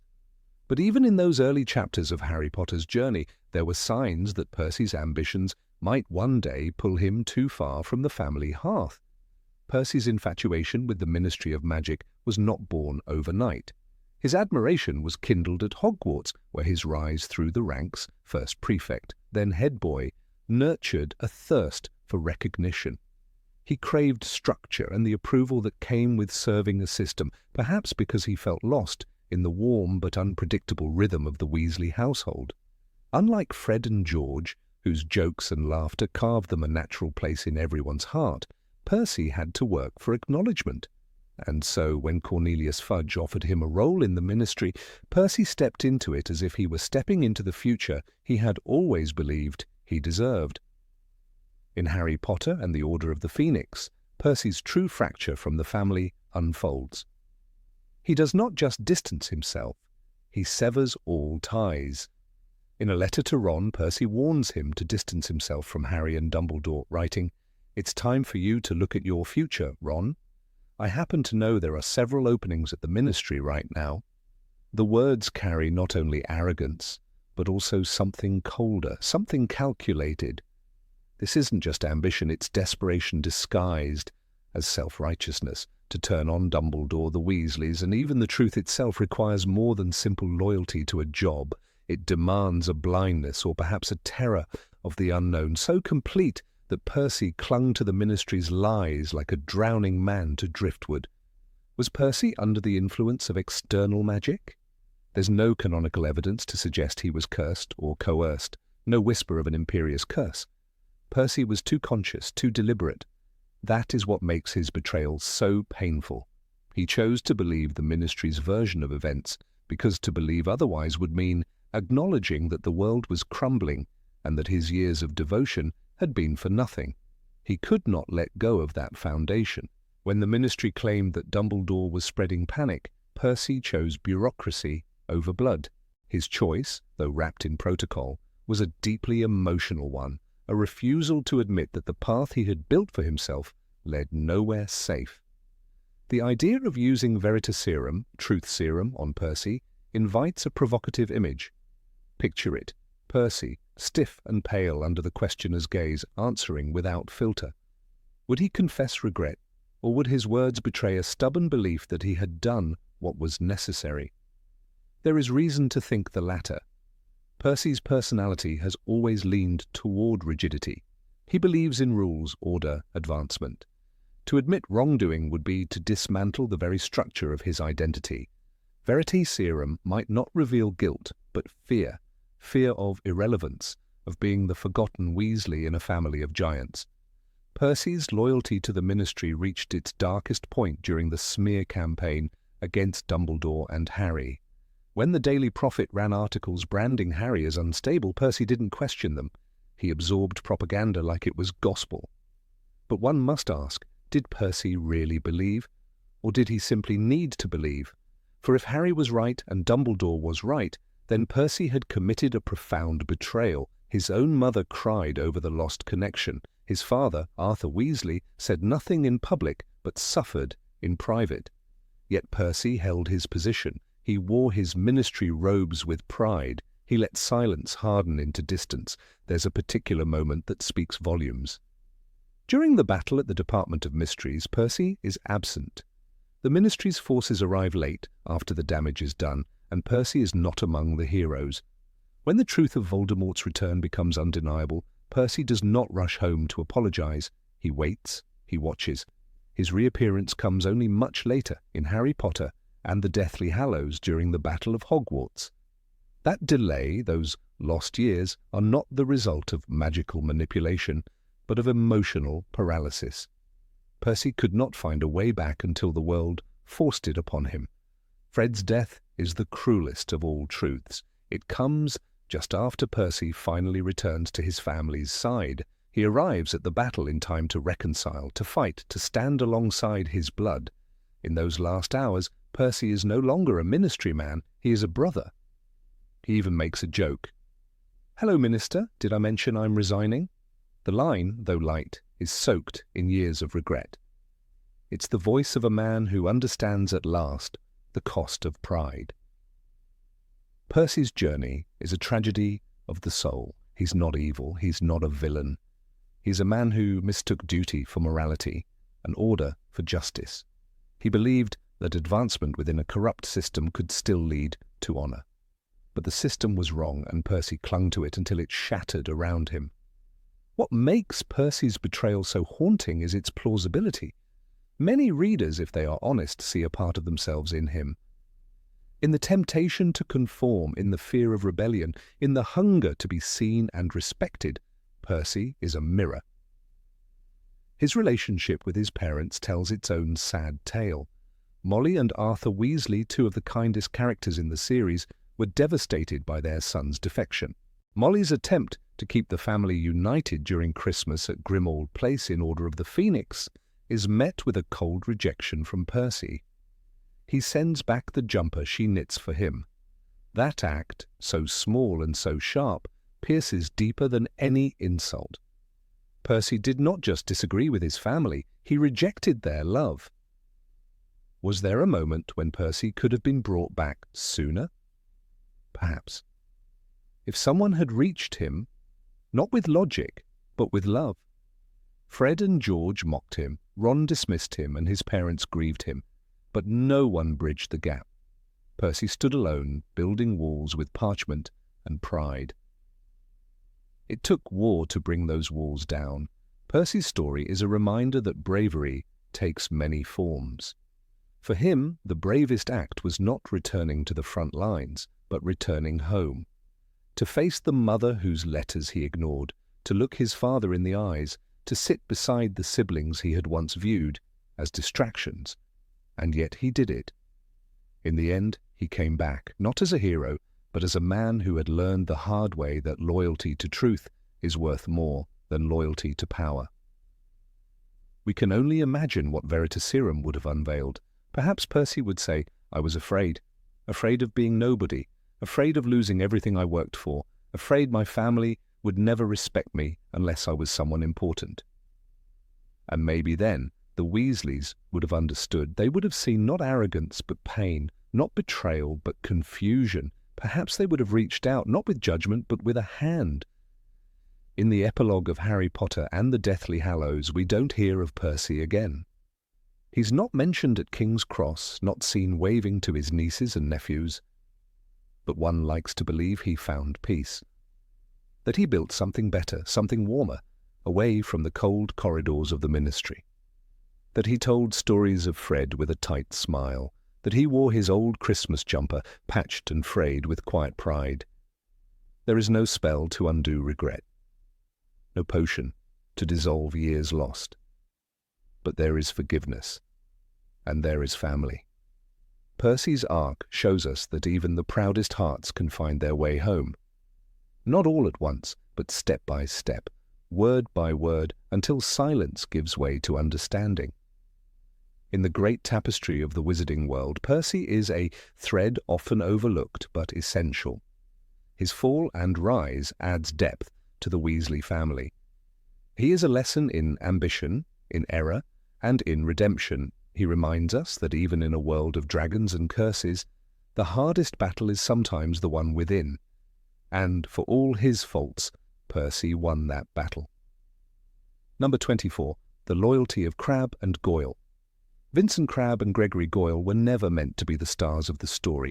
From the very beginning, J.K. Rowling painted them as shadows, hulking presences flanking Draco Malfoy, silent and menacing, their roles seemingly limited to scowling, chuckling at cruelty, and occasionally throwing punches on Malfoy's command. They were bodyguards without purpose beyond intimidation, tools of Malfoy's ego. But hidden beneath the heavy brows and dull expressions was a dangerous truth, one that would only be revealed at the very edge of disaster, when loyalty turned to recklessness and silence gave way to a curse that consumed everything. In Harry Potter and the Half-Blood Prince, their roles shifted subtly but notably. Draco, now burdened with the impossible task from Lord Voldemort to assassinate Albus Dumbledore, could not afford to rely on mere muscle. He needed eyes and ears. For the first time, Crabbe and Goyle were asked to think, to act independently, to serve not as thugs but as sentinels. Disguised using Polyjuice Potion, they took turns masquerading as young girls to stand guard outside the Room of Requirement. No longer was their role simply to follow Draco, they had become active participants in a secret plot. And that small shift in narrative weight was the first sign that their loyalty went deeper than mockery in corridors and fists in the Quidditch stands. The sixth book did more than redefine their duties. It suggested they knew more than anyone thought. Draco's plan was not simply a game of cat and mouse. It was a death sentence hanging over him, and Crabbe and Goyle were among the few who knew its gravity. If Draco had failed, the consequences would not be his alone. Voldemort's retribution would likely fall on all who aided him, even peripherally. Yet the two boys remained beside him, and this wasn't stupidity, it was loyalty of a darker kind. Loyalty not just to Draco, but to the cause he now embodied. Crabbe, in particular, showed signs of a cruel evolution. In Harry Potter and the Deathly Hallows, when the trio returns to Hogwarts and searches desperately for Rowena Ravenclaw's lost diadem, the final confrontation in the Room of Requirement brings that evolution to its tragic climax. Crabbe, in a moment of raw arrogance or perhaps misguided power, summons the Fiendfire. Crabbe's wand was still raised, and the magical fire was dancing like a living creature, a contorted, flaming serpent that slithered across the room toward them. The curse, a dark incantation even experienced Death Eaters feared, was uncontrollable once cast. It consumed everything, roaring to life with the hunger of 1,000 infernos. The choice to use such a curse was not that of a child. The Fiendfire is advanced magic, ancient and forbidden, one that devours even its caster if misused. Where did Crabbe learn it? Who taught him? Did Draco know his friend was capable of such destruction? The questions remain unanswered, but they shine a cruel light on just how far Crabbe and Goyle had fallen into the depths of Voldemort's shadow. These were not just schoolyard bullies. They had become vessels for something darker. The Room of Requirement's final transformation was an echo chamber of desire, and Crabbe's desire was not victory, it was obliteration. As fire raged, forming beasts of flame that roared like dragons and charged like infernal lions, Crabbe lost control. "It's Fiendfire!" shouted Hermione, recognizing the signature of ancient magic. Not even she dared to cast it. Yet Crabbe had done so, his hand steady enough to unleash what he could not tame. And it was that mistake that cost him his life. His death was not noble. It wasn't heroic or mourned. It was the death of a boy who had reached beyond his grasp, fueled by hate and an unexamined allegiance to power. But it was a death that mattered, because in dying, Crabbe revealed the cost of blind loyalty, the price paid by those who mistake obedience for strength. Goyle, who survived the fire, was left in shock, dragged to safety by the very people he had been taught to hate. Malfoy's reaction in that moment was telling. As the flames devoured the room, and Harry, Ron, and Hermione scrambled to find broomsticks for escape, Malfoy stood frozen. It was Harry who saved him, not once, but twice. The second time, Harry physically dragged him onto a broomstick, refusing to let him burn, and yet even then Malfoy did not thank him. He merely fled. But something in that rescue cracked the shell of inherited hatred. Malfoy was changed. Crabbe's death had shown him the abyss, and it stared back. What if the Ministry had interrogated Goyle afterward with Veritaserum? How deeply were they involved? What did they know of Draco's assignment, of the Room of Requirement's purpose? These are not idle questions. The room held the diadem of Ravenclaw, a Horcrux so saturated with Voldemort's evil that it poisoned the air. If the Fiendfire had not destroyed it, Voldemort may have remained invincible. In a cruel twist of fate, Crabbe's recklessness had saved them all. That irony is profound. A boy whose loyalty led him to murder ended up erasing one of the darkest artifacts in wizarding history. His death became a turning point, not through intention, but through the chaos of his own hubris. And yet that does not redeem him. Crabbe was not a misunderstood hero. He was a warning, a symbol of what happens when young minds are twisted by old hatreds and encouraged to follow power without question. Goyle, silent as always, faded into the background after the war. His fate is left unwritten. But one can imagine the survivor's guilt, the weight of watching a friend burn alive because of a curse neither of them were meant to wield. The war ended, but the scars of that day would never leave him. Goyle, for all his brutishness, was a boy in pain, and pain, left unspoken, festers. The tragedy of Crabbe and Goyle lies not only in their death and survival, respectively, but in the way they were shaped by the system around them. They were raised in homes loyal to Voldemort, taught that blood purity was a virtue, that strength came from domination. At Hogwarts they found purpose in Draco, who gave them direction, however misguided. But as the war approached, the illusion of simplicity collapsed. Loyalty required choices, and their choices were fatal. There is something chilling in how Rowling shows their end. Crabbe does not die in battle fighting for a cause. He dies in a room full of junk, swallowed by flames of his own making. No one weeps for him. No one retrieves his body. His name is listed among the casualties, but not the heroes. And yet without him, Voldemort's Horcrux may have endured. In their final moments together, Harry, Ron and Hermione risked their lives to save their enemies. "If we die for them, I'll kill you, Harry," Ron had shouted moments before as they flew back into the flames. But that act, choosing compassion over vengeance, is what separates heroes from the rest. It is a choice Crabbe and Goyle never learned to make. Perhaps Dumbledore saw it coming. He often spoke of choice being more important than ability. Crabbe had ability, certainly. He conjured fiend fire, after all. But his choice was guided by hate, not understanding. Goyle had strength, but it was untempered by wisdom. And Draco, torn between fear and loyalty, never knew what his friends were truly capable of. The Room of Requirement never forgets its last form. When Harry returns to it briefly after the war, he walks over scorched earth. The ashes still smell of smoke. Somewhere beneath them, the remains of Crabbe lie, buried, forgotten. A relic of a boy consumed by fire. A boy whose loyalty outpaced his wisdom. A boy who died not for a cause, but because he followed one blindly. And so the story of Crabbe and Goyle becomes not one of friendship or devotion, but of misused power and tragic loyalty. Their legacy is not carved in marble or remembered in song, but in fire, raging, uncontrolled and final.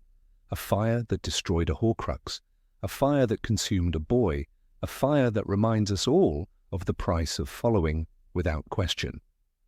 Number 25. The real reasons for Trelawney's dismissal. In the cold stone halls of Hogwarts, where portraits whispered and shadows held memories of ancient spells, Sybil Trelawney walked like a ghost already banished. Students often giggled behind her back, mocking her gauzy shawls, her scent of sherry, and her perpetually widened eyes. They did not see the trembling hands that clutched the truth, or the cursed weight of a vision that once split time in two. They did not know that among all the whimsical nonsense she uttered, one prophecy had rewritten the fate of their entire world.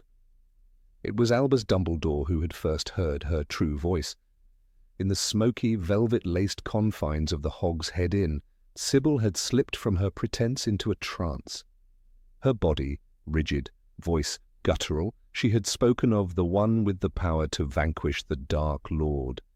That moment, so easily dismissed by most as a tale or trick of memory, was the hinge upon which all things turned. Dumbledore had known this, and so had kept her close, hidden in plain sight within the castle walls. Yet years passed. Voldemort fell, then rose again. Trelawney remained cloaked in ridicule, her name synonymous with foolish predictions. In the Order of the Phoenix, her eccentric behaviour was particularly highlighted.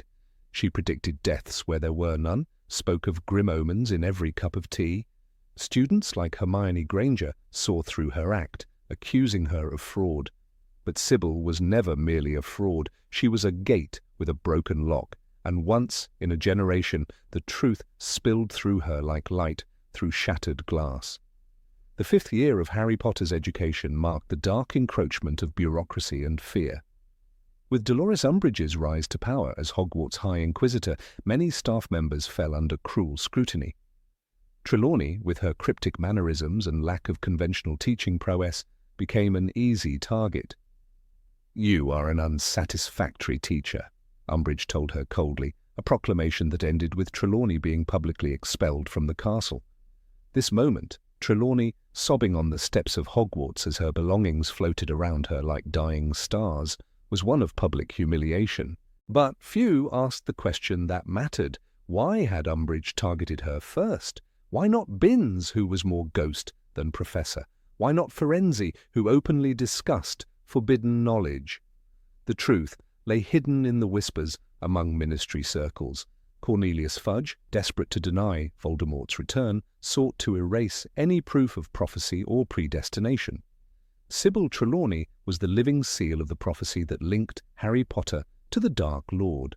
Dumbledore had once told Harry, "A prophecy does not mean you have to do anything," but the prophecy existed nonetheless, and it had passed through Trelawney's lips.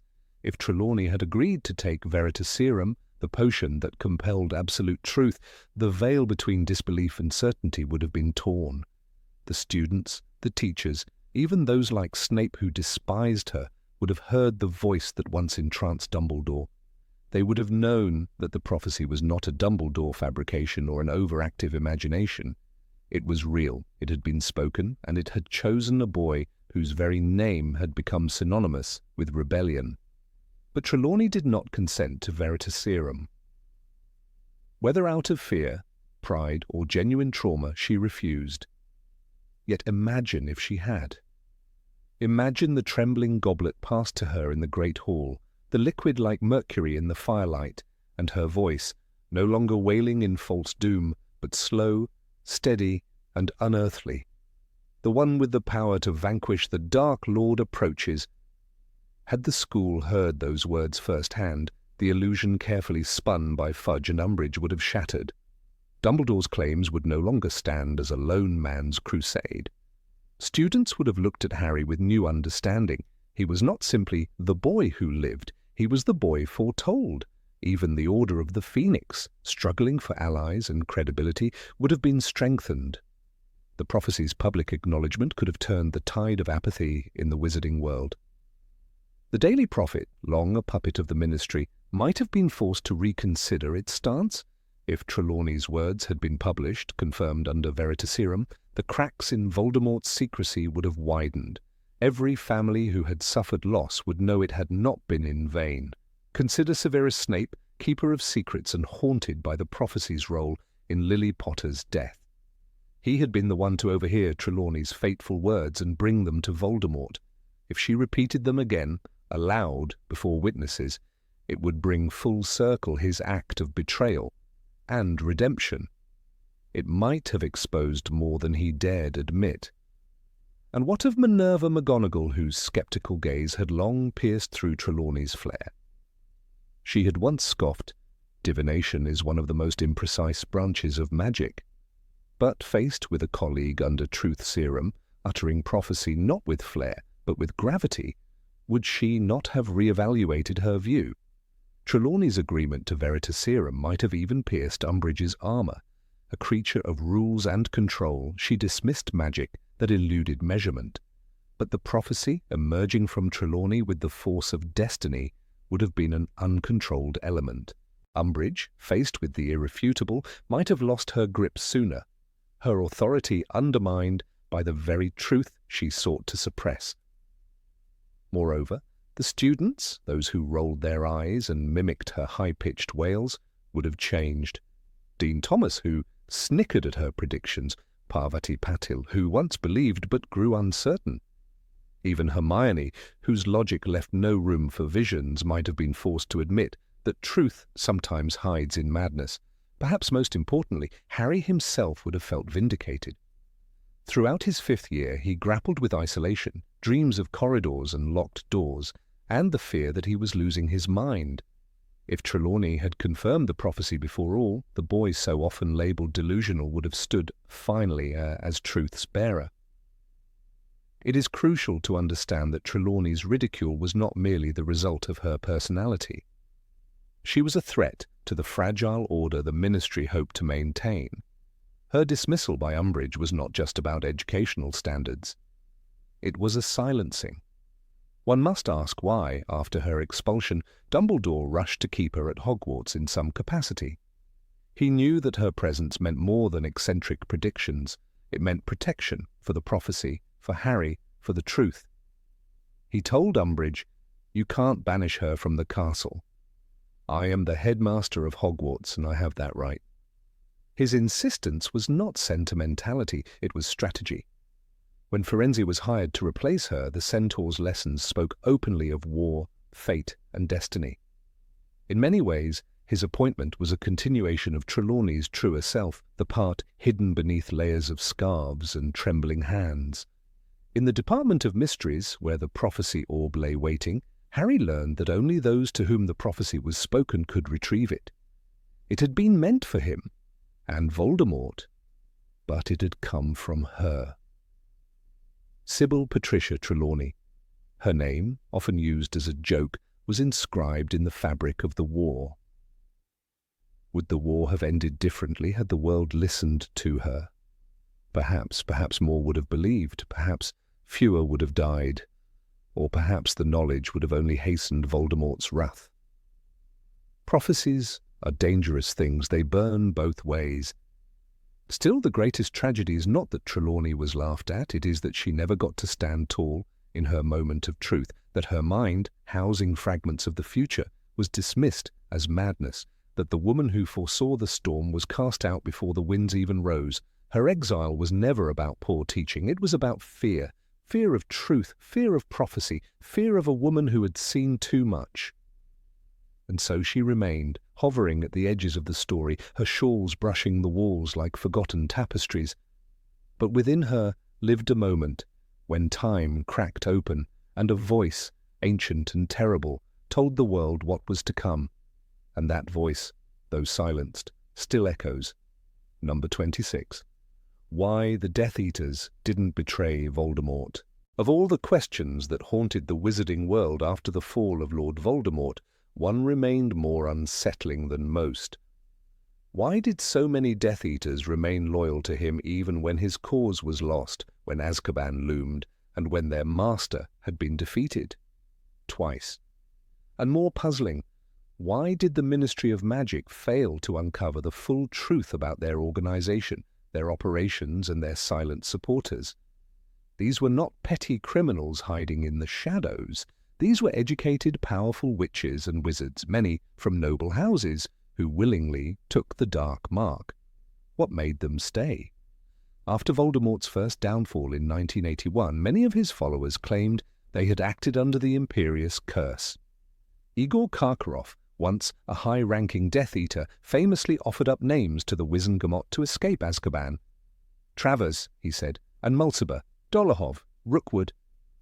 But the sincerity of these confessions was never questioned. With the rigor the situation demanded, the truth serum Veritaserum existed, potent and reliable.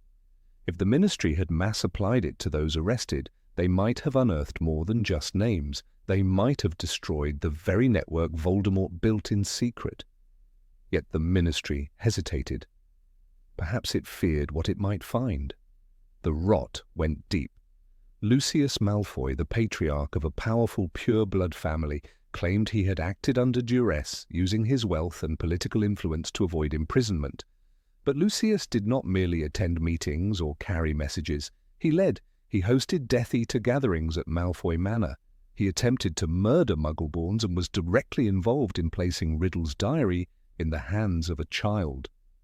And when Voldemort returned, he welcomed him back into his home like a prodigal god. This pattern of fearful loyalty repeated again after Voldemort's resurrection. When the Ministry finally acknowledged his return, after the Battle of the Department of Mysteries, more arrests followed. Once again, the familiar refrain returned: coercion, fear, curses. And yet when Bellatrix Lestrange was imprisoned, there was no fear in her voice. "The Dark Lord will rise again, Crouch," she had screamed during her trial. Throw us into Azkaban! We will wait!" She was a fanatic, a zealot. There was no spell on her. Her loyalty burned as fiercely in the courtroom as it had in the torture chamber of the Longbottoms. The reality is that many of the Death Eaters believed in Voldemort's cause. They believed in blood purity, magical supremacy, and their own divine right to rule over those they considered lesser. The notion that they were merely afraid was a convenient narrative, one that allowed the Ministry to close cases quickly, sweep trials under the rug, and return to the illusion of peace. But Voldemort's power had always grown in silence, in secrets, and in avoiding truth, the Ministry allowed the roots of darkness to survive. Consider the case of Severus Snape. His story, once obscured by suspicion, later unfolded into one of the most complex narratives in wizarding history. But even Snape had made a choice once. He joined the Death Eaters in his youth, not because he was cursed, but because he believed. Only the death of Lily Potter changed his course. Had Dumbledore not interceded on his behalf, would he have faced Azkaban, or would he too have claimed the Imperious Curse? If Veritaserum had been administered in 1981, what truths would have come spilling out? The very existence of unforgivable curses like the Imperious provided Death Eaters with a perfect legal shield. It was impossible to prove whether one had acted under its influence unless the caster was caught in the act. The Ministry, overburdened and desperate for closure, allowed these claims to stand, but Veritaserum, though not infallible, was feared not for its imperfections, but for its clarity. It could have exposed not just who served Voldemort, but why. And that might have led to questions the Ministry did not want answered. For instance, where did the Death Eaters acquire their funding? Who provided them with supplies, safe houses, and information about Ministry movements?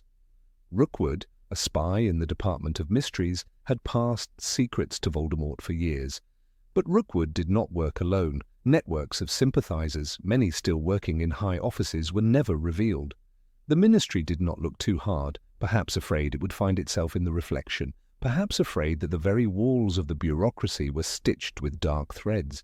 Take the case of Walden McNair, the executioner who later joined the Death Eaters' efforts during the Second War. He was not a man bewitched, he was a man whose violence was institutionalized, legitimized by law. Or the Carrows who returned to Hogwarts under Voldemort's regime and tortured children in the name of discipline. Their loyalty was ideological, not magical. They revelled in cruelty. They did not hide in Azkaban, they strutted through Hogwarts corridors, and yet many were never held accountable. Some claimed repentance, others simply disappeared. When Voldemort fell at the Battle of Hogwarts, the Ministry was again left with the wreckage. Trials resumed, but how many of the captured were truly interrogated? Did anyone trace the gold that funded Voldemort's campaigns? Did anyone investigate Gringotts' vaults? When the Lestranges broke into Bellatrix's vault, they did not stumble upon dusty heirlooms. They found the Cup of Hufflepuff, a Horcrux, a relic of unimaginable dark power stored in a wizarding bank, unreported, unexamined. The failure of the Ministry to probe deeper after both wars was not just a political oversight. It was a moral collapse. By accepting the narrative of fear, the wizarding world avoided confronting its own prejudices. Death Eaters did not exist in a vacuum. They were nurtured by a society that quietly tolerated pure blood supremacy, that accepted the mistreatment of Muggleborns, that looked the other way as children were taught to value lineage over character. Dolores Umbridge, for example, was never branded with the dark mark, yet her cruelty rivaled that of any Death Eater. She persecuted Muggleborns with glee, enacted decrees that stripped students of their rights and delighted in torture. The distinction between Death Eater and Ministry official blurred, especially when the Ministry was infiltrated from within. If Veritaserum had been used during internal investigations, how many Umbridges would have been revealed? Perhaps the darkest truth is that many Death Eaters never truly left. Some shifted identities, some found refuge in obscurity, others passed their ideologies down like heirlooms, quietly, through bedtime stories and family dinners. The war ended, but the beliefs persisted. The stain of Voldemort's vision did not disappear with his body. It clung to parchment, to politics, to the very idea of magical heritage. Even Draco Malfoy, raised with tales of blood purity and destined to serve the Dark Lord, found himself shattered by the war. He could not kill Dumbledore. He hesitated during battle, and yet he had worn the mark. He had let Death Eaters into Hogwarts. If anyone understood the price of loyalty, it was Draco. Not all followers of Voldemort were fanatics. Some were cowards, others were victims of tradition, but all of them had a choice, and too many chose silence. The true tragedy is that the wizarding world could have prevented Voldemort's return. Had it interrogated the captured Death Eaters thoroughly, truly investigated, then Horcruxes might have been discovered earlier. Support networks might have been dismantled. The Second War might never have happened, but instead society chose comfort over truth. It believed in curses instead of complicity. It granted forgiveness without confession. There is no greater lie than the lie told for peace. And in that lie, the Ministry became complicit in its own undoing. It was easier to accept a world where evil was the product of magic rather than men. Easier to believe that no one truly wanted what Voldemort offered. But history says otherwise. Fanaticism flourishes in silence, and the silence after the first fall of Voldemort was deafening. To understand why the Death Eaters did not betray Voldemort, one must look not only at them, but at the world that made them. The Malfoys, the Blacks, the Lestranges, they did not act alone. They were protected, encouraged, excused. The Ministry, by refusing to press, became an accomplice. And when Voldemort rose again, it found the same corridors open, the same shadows waiting. There is a quote that haunts the aftermath of war. Dumbledore, in his quiet wisdom, once said, "We must all face the choice between what is right and what is easy." After the fall of Voldemort, the Ministry chose the easy path. It did not use Veritaserum. It did not root out the truth. It did not face the disease. It covered the wound. And so the infection lingered just beneath the skin. Perhaps the reason the Death Eaters never betrayed Voldemort was not just loyalty. Perhaps they never had to, because the world they returned to, the one that should have punished, revealed, and healed, never truly changed. And monsters, as we know, thrive in familiarity. Number 27, Professor Quirrell, victim or fanatic. He entered the great hall with a stutter and a trembling hand, his turban the subject of childish mockery and hushed speculation. To the students of Hogwarts, Professor Quirinus Quirrell was a laughable figure, timid, meek, and unfit to teach anything more than the proper way to run from a vampire. But behind the faltering voice and the scent of garlic, there was a man teetering on the razor's edge between cowardice and conviction. And when the truth emerged, when it was revealed that Lord Voldemort himself had been living beneath Quirrell's skin, the world gasped in horror.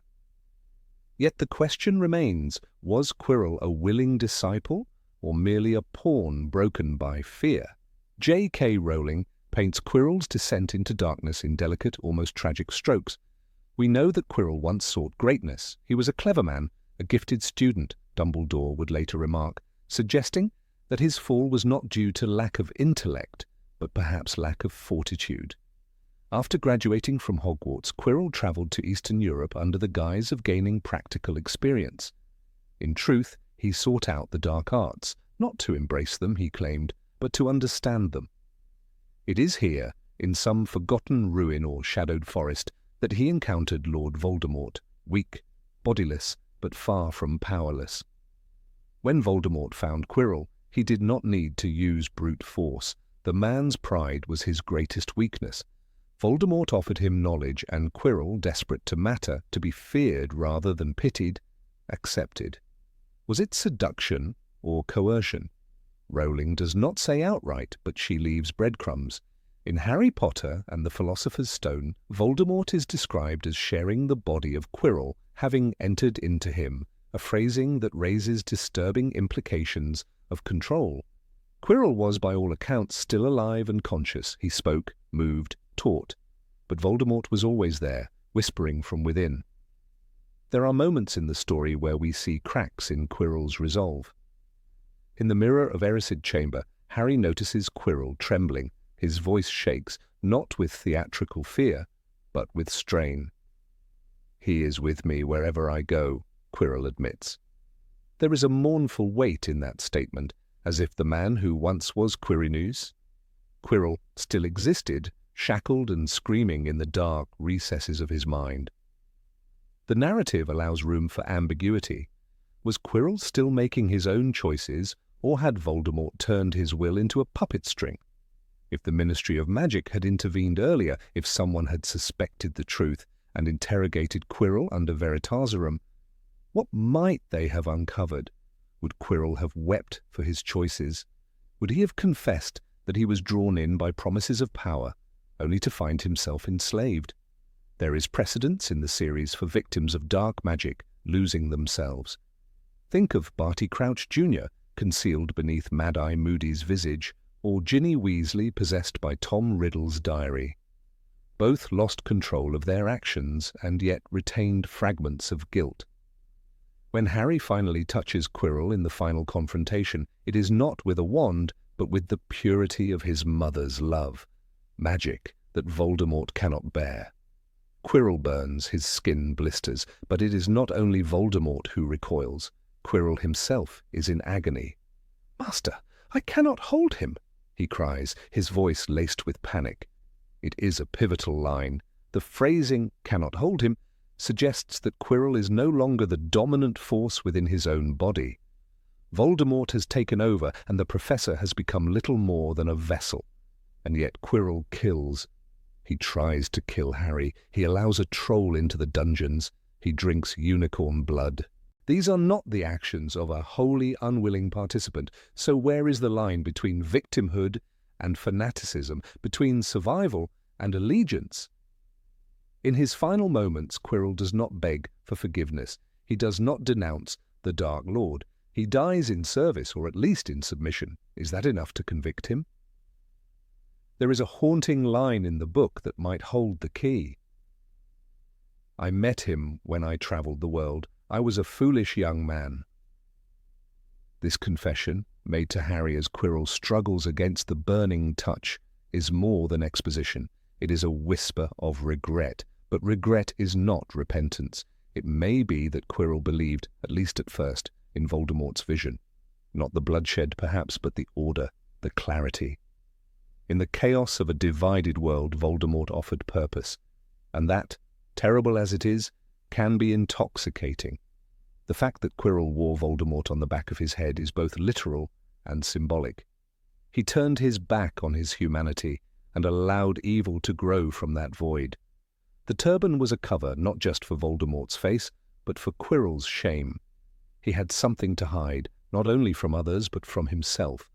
Every day he taught defense against the dark arts, pretending to be the nervous, stammering man of old, while carrying death itself under layers of cloth. And what of Dumbledore? Did he suspect? It's difficult to believe the greatest wizard of the age failed to notice that evil had returned to Hogwarts. Perhaps he allowed the situation to play out, hoping to understand Voldemort's methods. Or perhaps he hoped that Harry would prove stronger, that love, even in its most nascent form, would triumph.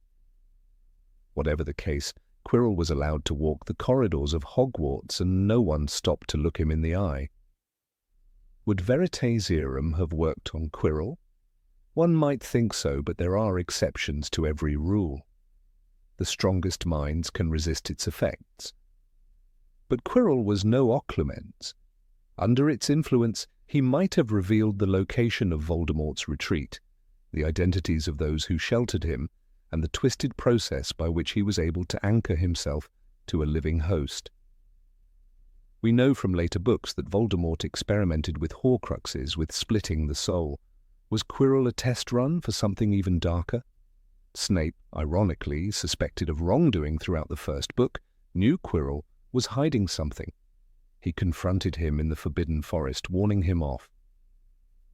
This act, misinterpreted by Harry as a threat, was actually a desperate attempt to protect the boy. Snape was no fool. He had walked the path of darkness himself, and perhaps recognized in Quirrell the same seeds of ambition and self-delusion. But unlike Snape, Quirrell never turned back. It is worth considering how history remembers Quirrell. He is dismissed as a footnote, the first obstacle Harry Potter ever faced.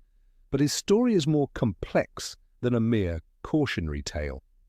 He was not born evil. He made choices, terrible, damning choices, but they were not made in a vacuum.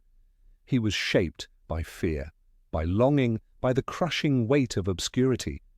In that sense, his tale mirrors the fate of many who fall to darkness not out of hatred, but out of a desire to matter. Perhaps if someone had reached him sooner, if Hogwarts had offered more than dusty books and dismissive peers, he might have found another way. He might have taught young wizards to fight the darkness without succumbing to it, but no one did, and Voldemort found him first. We are left then with a man who chose the shadow over the silence. Was it bravery twisted into fanaticism, or fear painted as loyalty? Maybe both. The tragedy of Quirinus Quirrell lies not in his death, but in the fact that even at the end he could not remember who he had once been. And so he burned, not as a villain in full control of his evil, but as a broken shell hollowed out by the very power he sought. Whether he whispered master out of belief or desperation, we may never truly know, but the ashes he left behind still whisper questions, not about magic, but about men. Number 28, The Secret of Albus and Ariana Dumbledore. There are tales in the wizarding world that have never left the whispers of the wind, cloaked in silence and sorrow. Among them is the story of Ariana Dumbledore, a girl forgotten by many, yet central to the legacy of one of the greatest wizards of all time, Albus Dumbledore. The Dumbledore family, admired and feared in equal measure, was a vault of secrets, but none so haunting as the truth behind the day Ariana died. The incident occurred in 1899 in the modest home of the Dumbledores in Godric's Hollow. Albus, just freshly returned from Hogwarts with every prize imaginable, was the golden boy of the wizarding world. Ambitious, brilliant, and charismatic, he had caught the attention of another prodigy, Gellert Grindelwald. But it was during that fateful summer that three young wizards bound by dreams and divided by tragedy stood on the threshold of an irreversible moment. Ariana Dumbledore had been kept hidden for most of her life. She was not just a recluse, she was broken. At the age of 6, after being attacked by Muggle boys who had seen her performing uncontrolled magic, Ariana suffered a psychological collapse. As Aberforth later explained, she wouldn't use magic, but she couldn't get rid of it. It turned inward and drove her mad. This internal war manifested in unpredictable magical outbursts, dangerous and tragic. Kendra Dumbledore, the matriarch, protected her daughter fiercely. But when Kendra died in an unexplained magical accident, presumably triggered by one of Ariana's outbursts, the burden fell to Albus. That summer was meant to be his ascent to greatness, but it turned into a descent into guilt. When Grindelwald came to Godric's Hollow, the spark of revolution lit in Albus's eyes. They shared ideas of a new world order, for the greater good. A world where wizards would rule over muggles, not out of cruelty, but to prevent chaos, to make the world better, or so they believed. Grindelwald was brilliant, Albus once admitted, but he twisted everything. Aberforth, ever the realist, never trusted Grindelwald. He was furious that Albus, lost in dreams of glory, ignored his duty to Ariana. Tension simmered between the three young men, Albus, Aberforth, and Grindelwald, until it exploded. The duel that followed was one of legend, no witnesses but the dead. Spells lit the sky, the house shuddered, and in the chaos Ariana Dumbledore was killed. The question that haunts history is this: who cast the spell that ended Ariana's life? Albus, Aberforth, or was it Grindelwald? Albus never gave a clear answer. In fact, he gave no answer at all. It was the only topic on which he remained silent for the rest of his life. In Harry Potter and the Deathly Hallows, Aberforth delivers a damning insight. It was our sister. You knew her, did you? Ariana. She was a sweet kid, but she was never right again after what happened. We tried to look after her, me and my mother. But when my mother died, it all went to pieces. Albus had to look after her. But he didn't. Not really. Albus's torment over Ariana's death was more than survivor's guilt. It was the possibility, no, the suspicion, that he might have been the one who killed her. Not deliberately, not even consciously. But in the tempest of that duel, the line between friend and foe, between spell and scream, blurred fatally. Veritaserum, truth potion, powerful and precise, could have ended the mystery. Under its influence, Albus might have remembered the trajectory of the fatal curse. He might have recalled the incantation on his lips, the flick of his wand, the moment he realized it was too late. Or perhaps he already knew, and chose to live with the silence. "Do not pity the dead, Harry," Dumbledore said in the final book. "Pity the living, and above all, those who live without love." But was that not also a veiled reference to himself? He lived without forgiveness, without absolution, a man admired but internally shattered. The notion that Grindelwald killed Ariana has merit. His thirst for power, his disregard for collateral damage, his fanaticism. He would not have hesitated. And yet if he had, he never confessed. Not in the decades he was hunted, not in the fortress of Nurmengard, where he spent his final years.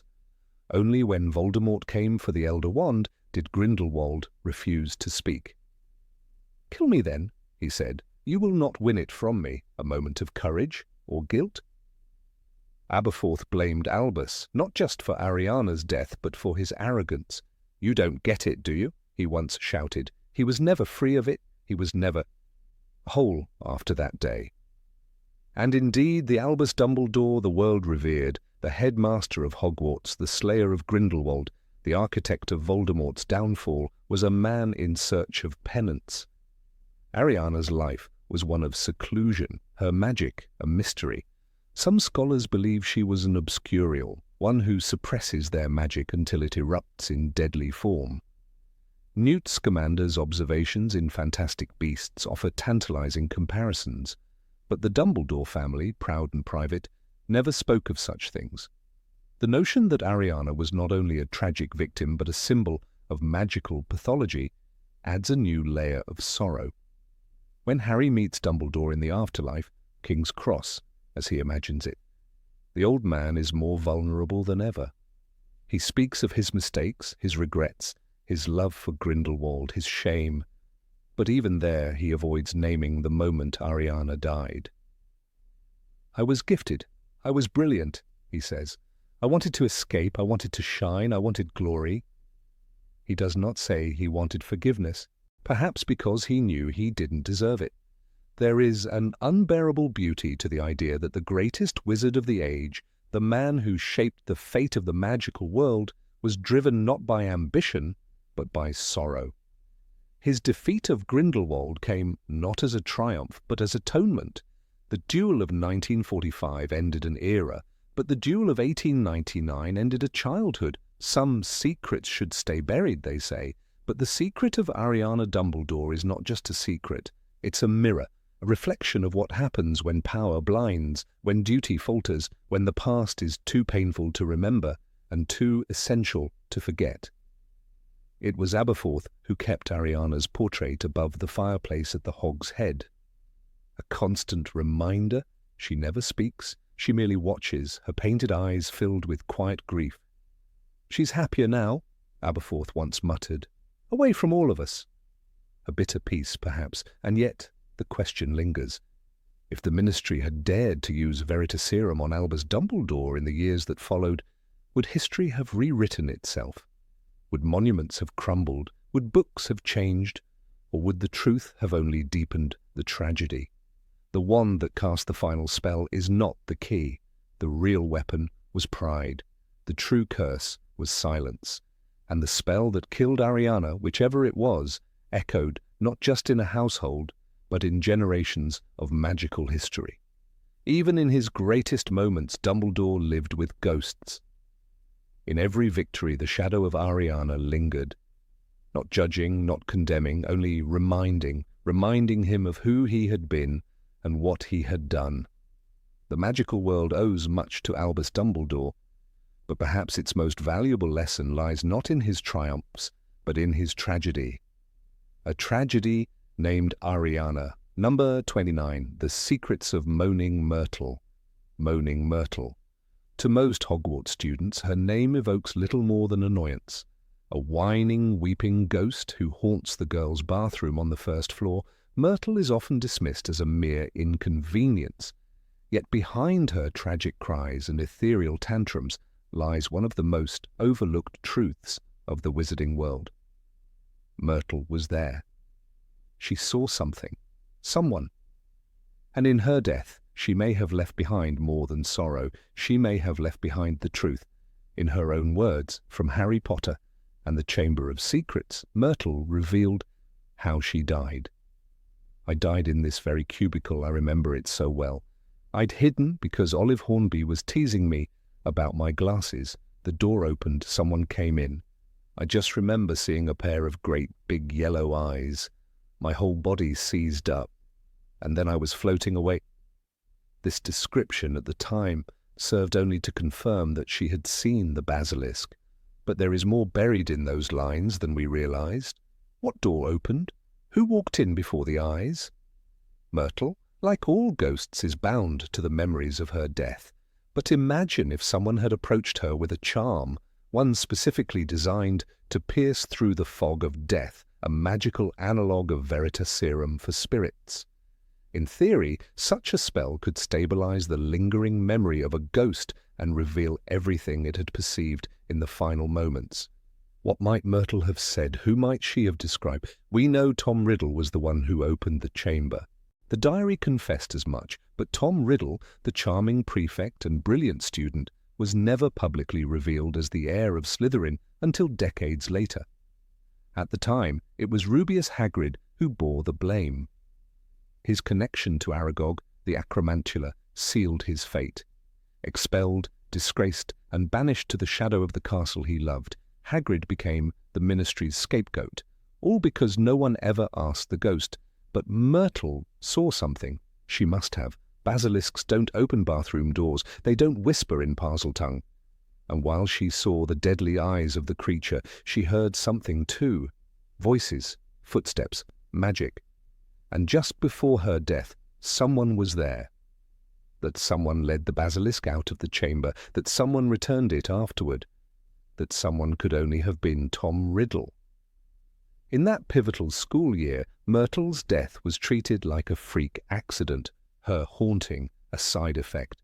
But ghosts are not born from mundane passings. They are created by trauma, by sudden, violent ends. Myrtle didn't die peacefully. Her death was shock, pain, confusion. These emotions burned so brightly they etched themselves into the stone. A ghost like that doesn't forget. If the magical community had pursued the truth, if Dumbledore, who surely harboured doubts about Tom Riddle even then, had dared probe Myrtle's memories with the right enchantments, they might have unravelled the riddle before it ever became Voldemort. They might have stopped the war before it started.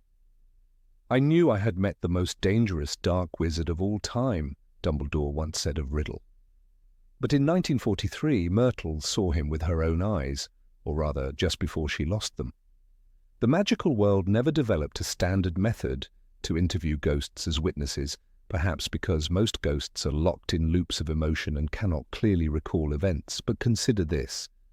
If Myrtle had been approached with a charm that invoked memory in reverse, forcing her to relive those final moments in vivid magical clarity, then the sound of Parseltongue in the air, the slithering of the monster, and the figure of Tom Riddle himself might have emerged from her retelling. Hogwarts is filled with ghosts, and nearly all of them speak with remarkable lucidity about certain topics. The Bloody Baron remembers his love. Nearly headless Nick recounts the details of his failed execution. The Fat Friar is known to smile about the ironic injustice of his own demise. Why then is Myrtle, the key witness, in one of the school's darkest events, not afforded the same credibility? Because she's annoying, because she cries, or is it, perhaps, that the truth she holds is too inconvenient? The Chamber of Secrets, as described by Riddle's diary, required the heir of Slytherin to speak Parseltongue. Myrtle's death marked the first known basilisk attack in a millennium. Therefore, the only student capable of doing so at the time was Tom Riddle. The timeline fits perfectly, but again no one asked Myrtle. Imagine the interrogation. Myrtle, hovering above the sink, asked to describe everything she felt, heard, and saw. Her eyes glowing with the residue of the spell. Perhaps she would say, "He came in, he whispered to something. I heard the words, not English, not Latin, something else." She might recall the trembling of the pipes, the sound of something massive slithering across tile, and above all the pleasure in Riddle's voice as he commanded the creature. All of it would have been damning. All of it would have cleared Hagrid. But it was never done. Years later, when the chamber opened again, Harry was the one who listened. Not to Myrtle directly, but to the clues she offered, the pipes, the sounds, the bathroom itself. She had told him everything already, in her way. And yet even then, even after all the time, no one thought to extract the full memory from her. Hagrid's life could have been different. He could have kept his wand, continued his magical education. He might have become a great magi zoologist, not a groundskeeper with a pink umbrella hiding broken dreams. All it would have taken was one spell, one effort to listen to the girl who cried by the sinks. In a tragic twist, Myrtle herself may have wanted to tell. Ghosts, bound by emotion, often seek resolution. And Myrtle, who constantly reminded students of her death, was not seeking pity. She was seeking justice. Her eternal moaning may well have been a plea. "Ask me what happened, please," someone asked. Instead, her story became a footnote, a joke, a nuisance. Yet in that cubicle, in that moment, she had knowledge that could have reshaped history. Had the wizarding world believed in listening to the dead as much as they listened to the living, the course of everything might have changed. In the broader narrative, Myrtle's silence is not her own failure, it is ours. The failure of a system that deemed a ghost's witness less valuable than a boy's accusation. The failure of a school that never asked the right questions. The failure of a world that would rather forget its mistakes than unearth them. This isn't just about Myrtle, it's about memory, about the shadows we ignore, the lessons we refuse to learn.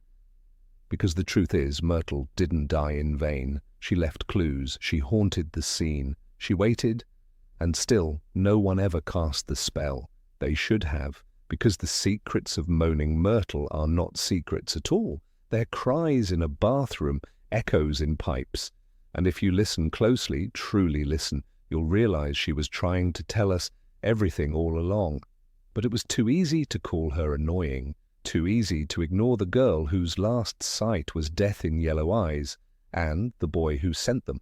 Too late, we learned the name Tom Riddle for what it was. Too late, we realized the chamber had never truly closed. And too late, we wondered, what if we had just asked Myrtle? She saw, she heard, and she remembered, and we never asked. Number 30, Peeves' Hidden Allegiances, Poltergeist, Prankster, Menace. Peeves, the poltergeist is many things, but forgettable is not one of them. His cackling laughter echoes through the stone halls of Hogwarts School of Witchcraft and Wizardry, a sound as old and ingrained in the castle's atmosphere as the whispering portraits or the scent of polished broomsticks. Yet beneath the chaos he sows lies a peculiar, often overlooked pattern, moments of unexpected allegiance, times when Peeves, ever the renegade spirit, reveals something alarmingly close to loyalty.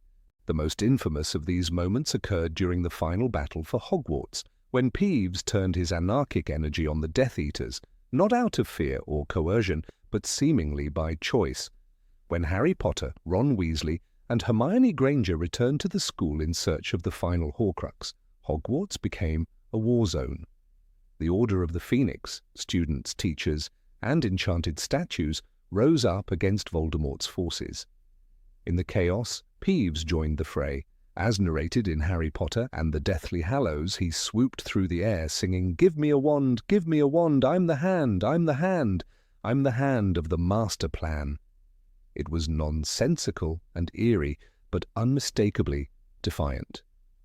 He was attacking Death Eaters, disrupting their movements, hurling things with maniacal glee. This wasn't just mischief, it was warfare. Why? The idea that Peeves could fight for something, or someone, challenges everything we think we know about poltergeists. According to Professor Cuthbert Binns, ghosts are imprints of departed souls. But Peeves isn't a ghost. He was never human. He's a creature of chaos, born of concentrated magical energy and emotion. He exists to disrupt, to disturb, but never to obey. And yet he does. On more than one occasion, he has taken orders, notably from Professor Phileas Flitwick, the Charms Master and head of Ravenclaw House.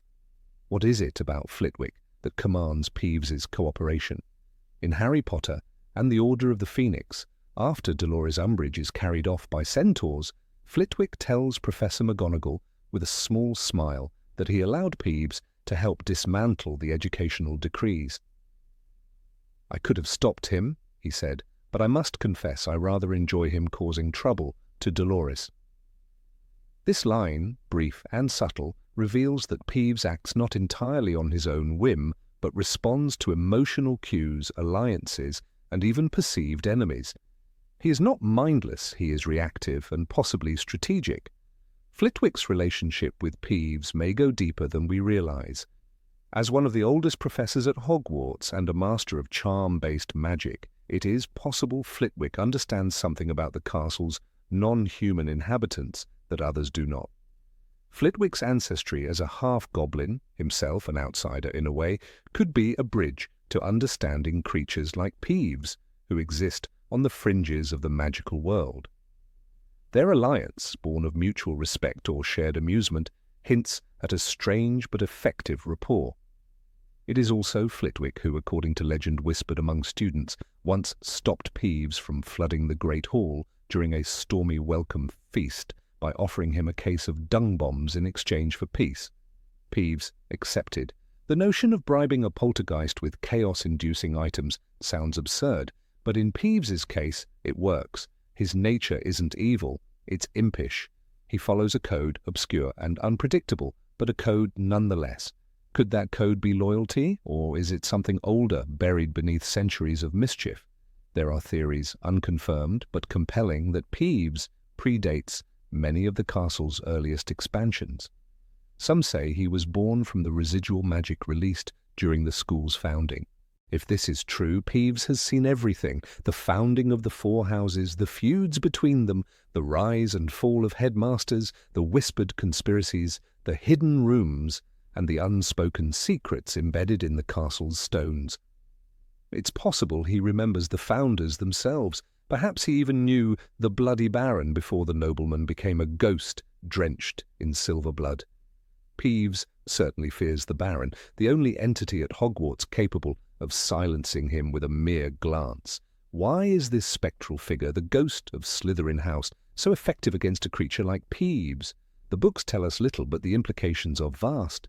Maybe the Baron made a pact with Peeves centuries ago. Maybe he witnessed Peeves's birth. And yet, despite his power to irritate and incite, Peeves remains. Headmasters have come and gone, Dippet, Dumbledore, Snape, but none have been able to remove him. Umbridge tried and failed spectacularly. Her attempt to assert authority over Peeves culminated in the iconic moment when he chased her with a walking stick stolen from a knight's armor. Filch's complaints over the decades have fallen on deaf ears. Why? Because Hogwarts itself may protect him. It is no ordinary building. It is sentient to some degree, and Peeves could be its expression of that sentience. He is its mischief, its laughter, its ungovernable spirit. There is something distinctly magical about the idea that a school can house not just knowledge but emotion, and that this emotion could manifest as a living, flying, cackling force of mayhem. Peeves is a reminder that magic is not always orderly. It is not always useful. Sometimes it exists to unsettle, to amuse, to challenge. And that too has value. During the rise of the inquisitorial squad, Peeves played a crucial role in undermining their authority. He filled corridors with smoke, triggered traps, sang disruptive songs during quiet hours. He mocked authority not just because it amused him, but because the very idea of rigid control goes against his essence. His support of student rebellion wasn't accidental, it was instinctive. There's a strange beauty in the way Peeves treats the rules. He bends them, breaks them, laughs in their face, but he also seems to know when they matter. He has never seriously hurt a student, despite having access to countless opportunities. He targets bullies, targets bureaucrats, but rarely the innocent. This selective chaos suggests something deeper than randomness. It suggests a moral compass, however crooked. Could Veritaserum work on Peeves? Highly unlikely. The potion is brewed to compel humans to speak the truth, not poltergeists conjured from raw magical force. Peeves may not even have blood to carry the potion, but the idea of capturing him, binding him, forcing him to reveal the secrets of his origin, it's tantalizing.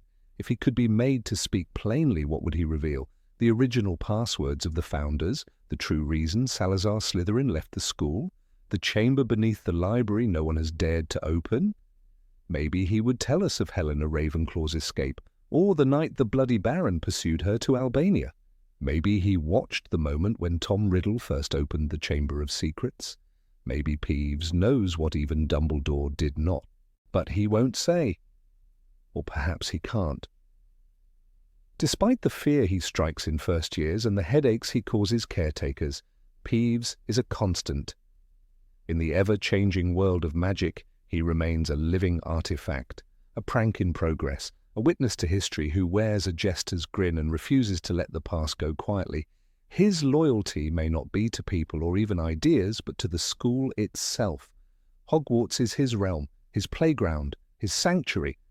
What we mistake for randomness might be his own peculiar brand of justice. After all, in the Battle of Hogwarts, it was Peeves who composed the final triumphant tune. We did it, we bashed them, we Potters the one, and Voldy's gone mouldy, so now let's have fun. The words are foolish, but the meaning is clear. Peeves fought for Hogwarts, for the students, for the home that has kept him for centuries. In a world divided by blood status, ideology, and power, Peeves remains gloriously unaligned. He belongs to the corridors, the chaos, the laughter. He obeys no ministry, no headmaster. But if Hogwarts itself could speak, would it not laugh with him? The question, then, is not whether Peeves has a code of honor. It is whether we are clever enough to recognize it.